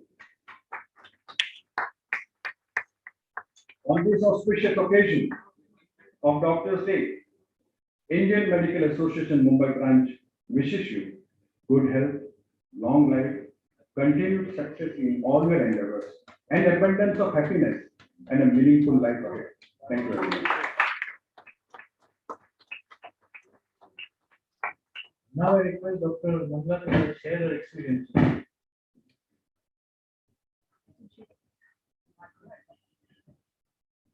Good afternoon, everybody. And I'm really thankful that you have thought of me for giving this award, along with all the dignitaries like Dr. Zari Dwadia, Dr. Keswani, Dr. Adsur, Dr. Kivati. So I'm really humbled and grateful to all the office bearers, president, secretary, and whoever has thought of my name. I'm really humbled. From where to start? I still remember myself as a very shy, introvert person when I joined IMA branch in, I think, 89, 90, somewhere. My friend Nita, who was in ESS, she introduced me to IMA, and I joined IMA and I started attending CLEs on Saturdays. I was staying nearby in the Hajari quarters. That time, late Dr. A.G. Shelar, who really pushed me into the IMA to become active member of IMA. He said, you must come actively in IMA activities and you become a member of managing committee. So I really remember A.J. Shelar who pushed me here, Dr. Saroj Taskar and many senior members were there that time. And then I started working in managing committee. That time, many Dr. Kavri also, I remember him, Dr. Shanba, many senior members who really supported and guided me to work in IMA. Then I worked in various capacities in IMA. I was basically Trinamool Karyakarta before, but as always say, And then I worked in CGP, I worked in various capacities in IMA. I remember those general body meetings, making a point, fightings, voting elections. Oh my God. Overnight counting of all those papers and everything. And recounting. Yes, recounting. Then claims and then objections and so many things. State meetings, attending the state meetings, state conferences, national meetings, national conferences.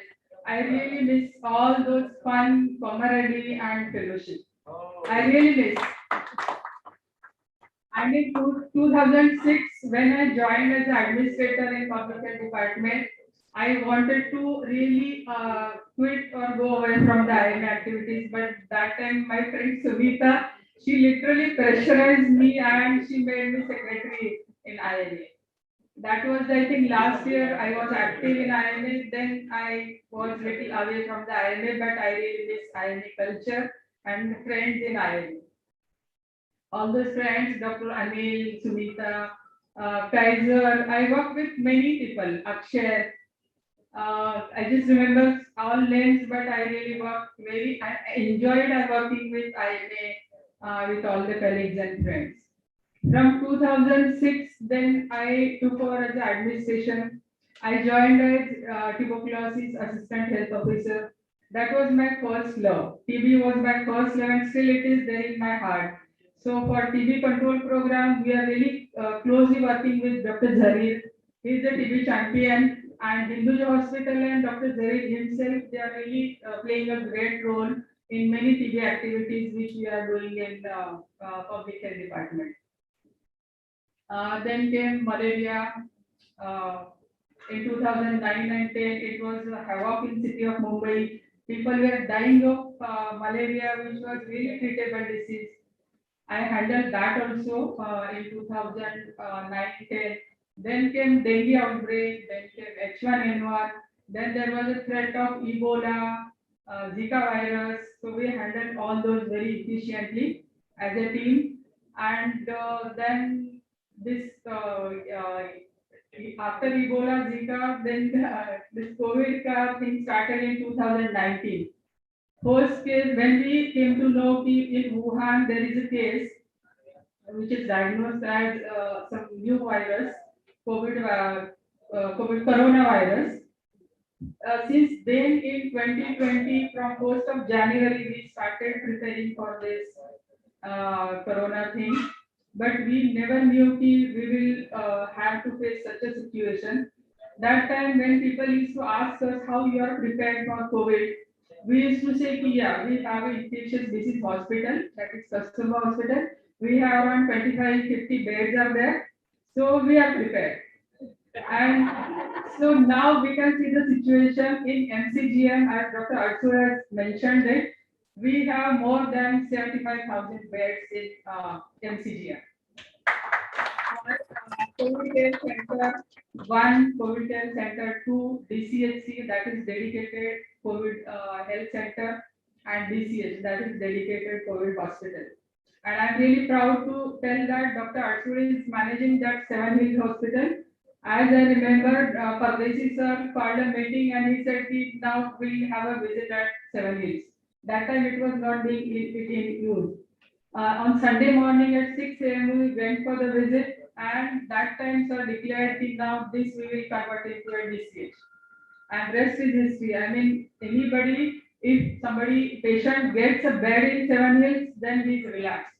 Then something good will happen, and he's so feels so relaxed that Seven Hills has got such a good reputation as far as COVID care treatment is concerned. All his team is working really relentlessly. He himself, Dr. Smita, Dr. Maharudra, all they are there, and he has a very good, strong team there to manage all the COVID patients.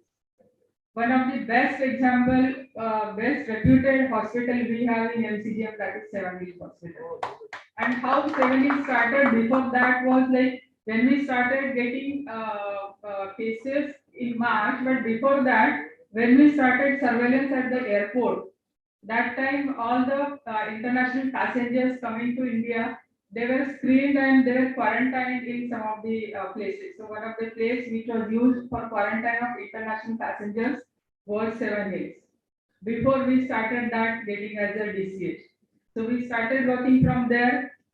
And first case of COVID, I remember, was detected, diagnosed on 12th of March or so. And since then we are, 24/7, all the public health department people are working.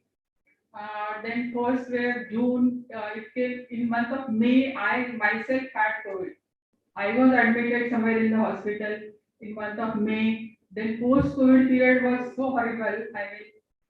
And immediately from post July, I took over as the executive health officer amidst all this pandemic and chaos. Then we had very ambitious screening survey of Maji Kutumba Maji Jawabdari, which was conceptualized by the CM Uddhav Thackeray sir. We had surveyed all the households.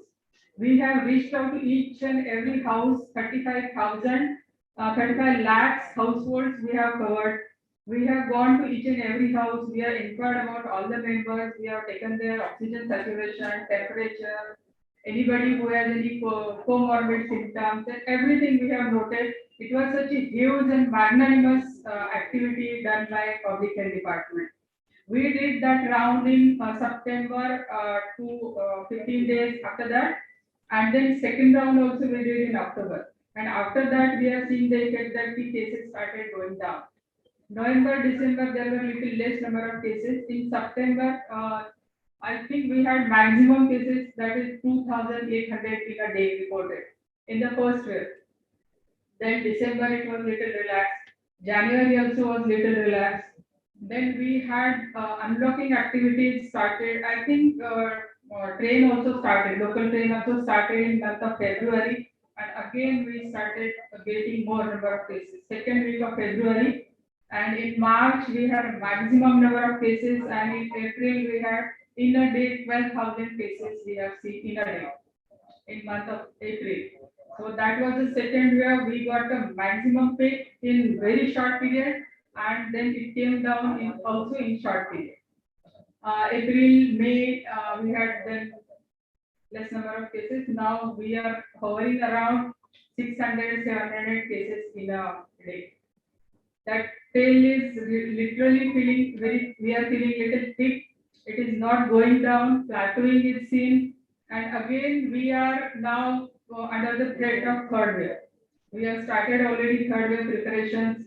We have many jumbo hospitals. We are starting more jumbo also. At Mahalakshmi also, one of the jumbo center is coming up again. Malad and then Bhanduk, one more jumbo center is going to come. Field hospitals have played a great role in control of pandemic in city of Mumbai. As also people are saying more number of pediatric cases will be there. So we are preparing for that also. Some beds, PICU, NICU arrangement also have been done. So that way we are prepared for the third wave. Into a very what we say important situation started from month of January, 16th of January, that we started with the COVID vaccination. First we started with healthcare workers, then frontline workers, and it was open to all from 1st of May. 18 plus all categories were open for vaccination.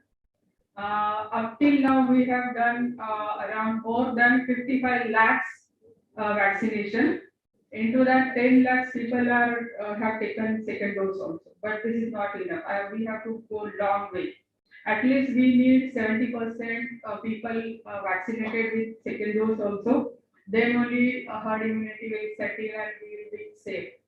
We have 90 lakhs people to vaccinate in city of Mumbai, 18 plus age group, and we have vaccinated only 10-15 lakhs with second dose. So we have long way to go. That big task is there. Even private vaccination centers are playing great role. They are buying vaccine. They are also doing vaccination. But some untoward incidences also have happened in the community, like fake vaccination has happened in some of the housing society. So be careful for that. Whenever you are planning vaccination in housing society, be careful and be vigilant that you check the receipt whether they have bought vaccine from some authentic person or from some company, and you will have to enter into a MOU also with the private vaccination center and the housing society. That also we have to take care. Also, we have informed all the people that whenever vaccine is used, please remove that seal which is there on the vial and stick it in a register so that that bottle will not be misused again. At least you can tell your patients, your housing society members to be vigilant about that.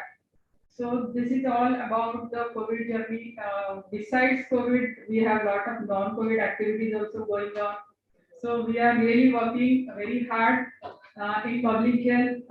In MCGM, Dr. Girish is also there. He has done a good work in the COVID center at Nair. Many people and MCGM we are really work relentlessly from the CHVs, community health volunteers to all the doctors in a dignity, and we take really pride of that.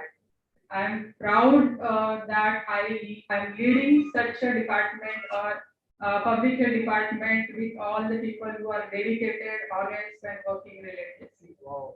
So I thank all of them, as well as last but not least, my family members. My husband is here. When I am working, I just cannot say I am the COVID warrior, but I have COVID warriors in my house. My husband, my son, and my daughter-in-law. During the lockdown period, I was just going home for sleeping and then again coming back to office. No maid at home, and that time they have pampered me like anything. I mean, I enjoyed that period because I was getting ready food and everything was getting ready. That's what I was saying. The credit goes to you. Yes. Loving and caring, yes. And post-COVID period was again very horrible. No taste in mouth and no maid at home to cook the food. That time my son and daughter-in-law, they were going for work and he was there at home to take care of mine.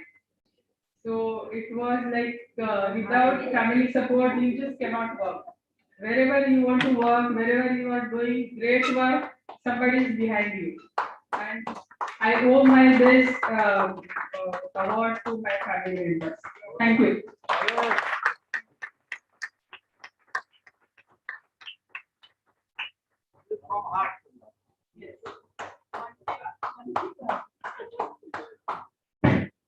Thank you very much, Dr. Mangala. Yeah, now I would like to felicitate Mr. Kumare. Yeah, correct. Dr. Mangala Kumar is very fortunate to have such a loving husband. I wish all the ladies have such loving husbands.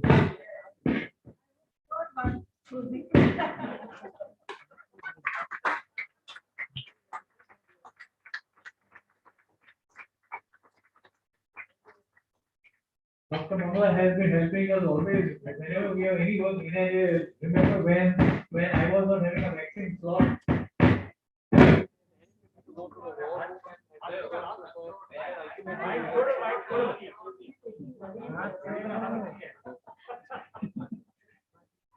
Now our next recipient is our past president, Dr. Rajendra Devi, who has a record of becoming secretary for 5 years. Yeah.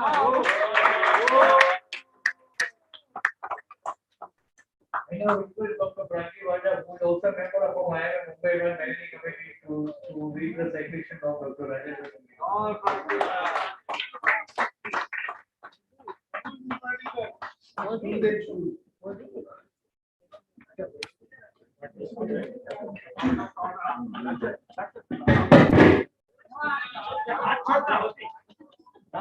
Now I request Dr. Felicitation to elucidate.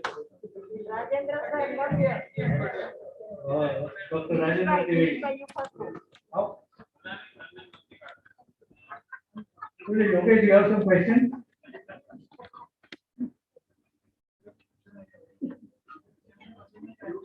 Indian Medical Association, Mumbai branch, is proud and privileged to honor the distinguished career of Dr. Rajendra H. Trivedi and confer upon him the Dr. H.M. Shah Lifetime Achievement Award.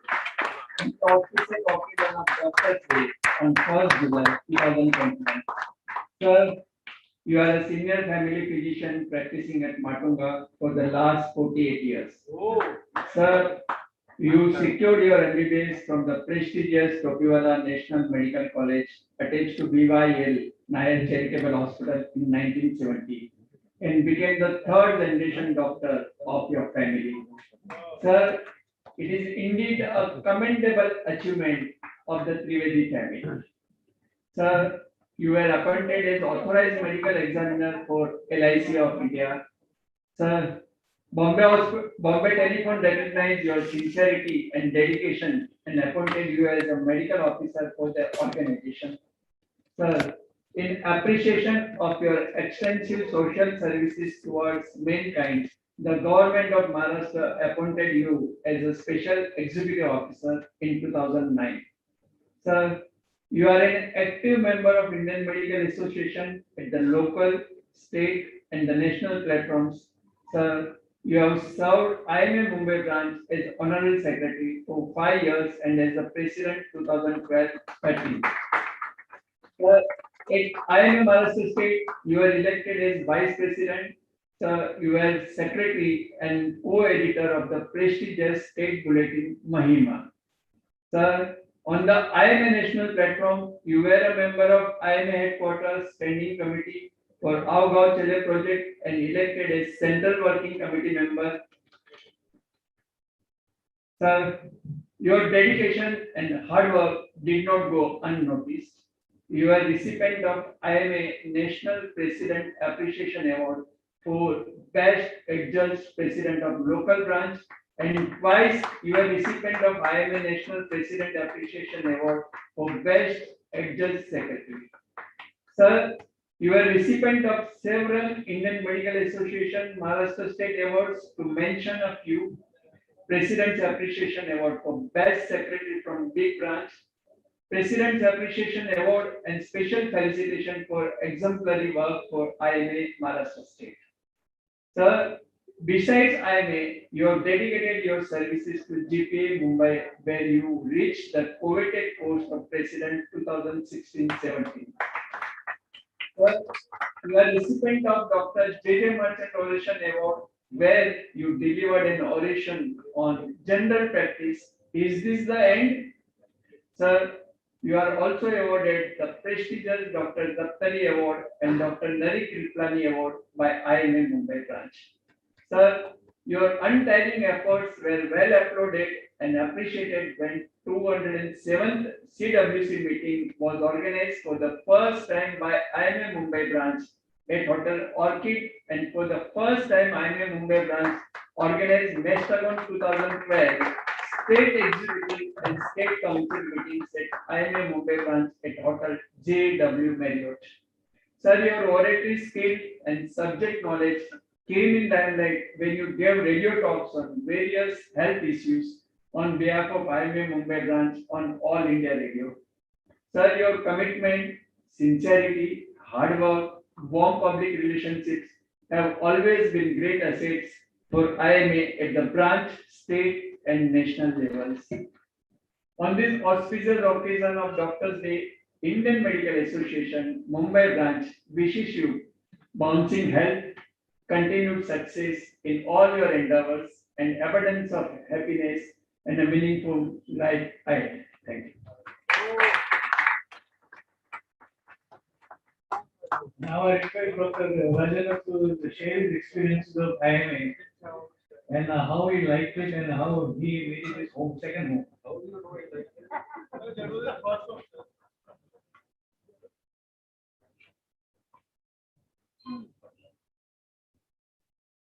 Let me begin with greeting you all very happy Doctor's Day. Honorable President, Dr. Jitesh Mehta, Honorary Secretary, Dr. Girish Lal, Chairman of today's function, Dr. Ujika Padia, all the dignitaries on and off the dais, managing committee members, and my dear colleagues. I am honored to receive this prestigious Dr. H.M. Shah Lifetime Achievement Award from IMA Mumbai branch. I thank the President, Honorary Secretary, Managing Committee, and the organizers. I started my clinical practice with my father, Dr. Harkantan Trivedi. Notwithstanding his busy practice, he would find time for social activities, which included working for IMA. He inculcated this thought in me of giving something back to the society. Dr. M.J. Shah persuaded me to file my nomination for the post of managing committee member, and that is when my active journey in IMA started. I held multiple posts over the years, working and learning in various capacities. The CMEs refined my medical knowledge, but the work in the association gave me different skill set altogether. I went from attending meetings and conferences to organizing them, dealing with sponsors, conducting medical camps, participating in street plays, giving speeches on stage, and fighting for the rights of medical practitioners. I gained new insights on the various issues that are hampering the medical profession and ways to tackle them. IMA inculcates brotherhood amongst members and a sense of dedication for a greater cause. I may have picked up some leadership qualities on the way as I got elected president in 2012-13. After my presidency, I continued my active participation not only at the IMA Mumbai branch level, but also at the state and national level. Traveling to attend the various meetings and conferences brought its own unique experiences. The journeys with fellow colleagues, visiting different places across India, and interacting with eminent personalities of the medical field was very memorable indeed. IMA is like a second home for me, where I have made a lot of friends. The team spirit and the camaraderie makes this organization great. Many past residents and senior members have provided their invaluable guidance, without which it would have been difficult for me to make these achievements. I thank them wholeheartedly. To name a few, Dr. H. Shelat, Dr. Kiran Desai, Dr. Mujita Paria, Dr. Kishore Kandecha, Dr. Vijay Punjabi, Dr. S. T. Shanba, Dr. Jyoti Kaskar, Dr. Prakash Kauri, Dr. Anil Pasnekar, Dr. Ramesh Shisha, Dr. Shiv Kumar Utture, and Dr. Chandrakant Daria. I would also mention my colleagues who have given the requisite timely support and cooperation. Dr. Ajay Shah, Dr. Suresh Doshi, Dr. Kanisar Barot, Dr. Yogesh Shah, Dr. Sudhir Patil, Dr. Sumitakshi Sagar, Dr. Mangla Gomare, Dr. Sujat Unisa Akhtar, Dr. Girish Lad, Dr. Jitesh Mehta, Dr. Prakash Borana, Dr. Salim Sachani, Dr. Pragdi Vaja, and Dr. Vikas Joshi. Due to the current pandemic, our personal interactions have curtailed. Our meetings are online and our seminars have become webinars. Nevertheless, I take this award as an inspiration to continue my work in this esteemed association with the same vigor and dedication as I have done for the past 23 years. Thank you.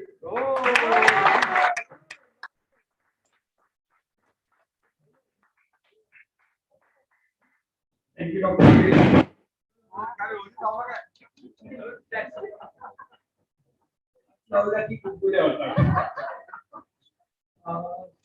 Now, before we go ahead with the most light vote of thanks, before that, Mobile. I would like to request Mrs. Anshul to come in front. For, of course, we would like to felicitate her because without her inspiration, Dr. Anshul would have got perspiration.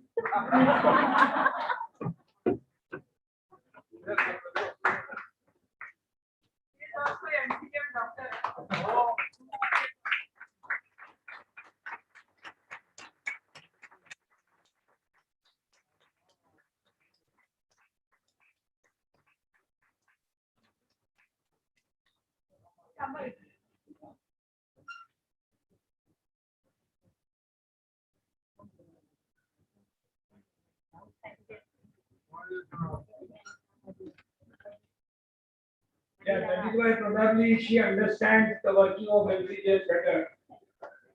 Yeah, now last but not the least part of the program, vote of thanks.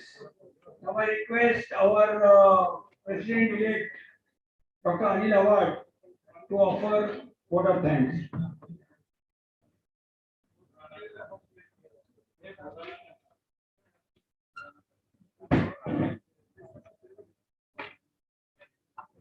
Friends, first and foremost, I thank our distinguished and eminent Doctors Day awardees, Dr. Dari Rudwadia, Dr. Sunil Keshwani, Professor Dr. Balakrishna Arsu, Dr. Mangala Gumare, and Dr. Rajendra Trivedi for accepting our invitation, giving their valuable time and sharing their thoughts of wisdom and making this event memorable.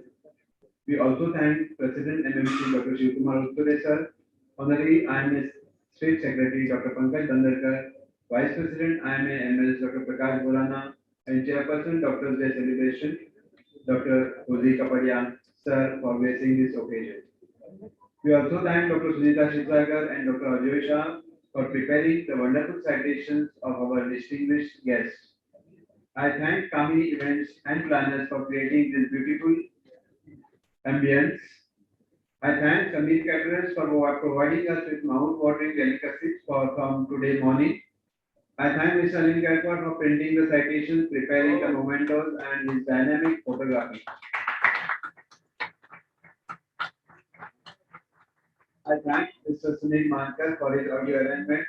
I thank Mr. Dipen Mehta, CEO DigiShield, for Mr. Piyush Kale, Mr. Chirag, and Ms. Vaishali Tanpure from DigiShield for providing a digital platform to enable members to view this Doctors Day celebration from all over the India. Finally, I thank all of you for coming in large numbers and making this program. Yeah.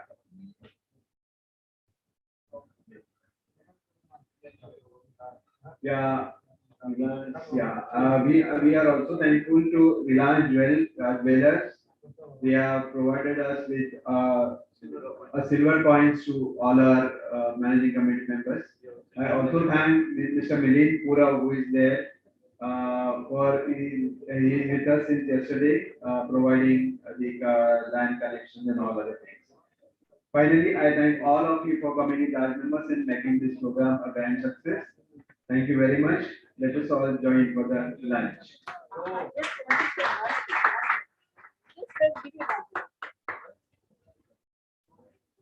Be careful. I just wanted to tell every one of you that when we joined as members in IMA, and we were very young that time, and Manga and myself, we used to be sitting together. Yeah, I'm still young. Yes. So, yeah, we are still young, but we were more younger that time. So, Dr. Shelat always used to be there, a very senior person that time. He was too big, too senior for us. So one day he told, she but see, she's going to make it great one day. So I wanted to share this experience. It has come true. And he told me, we were sitting together and he said, she's going to make it very great one day. Still waters are big. Still waters are big.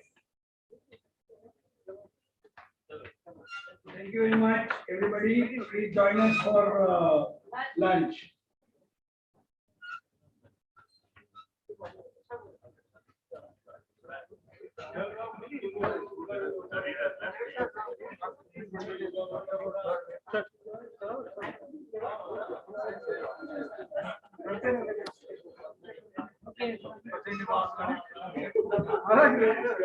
Okay.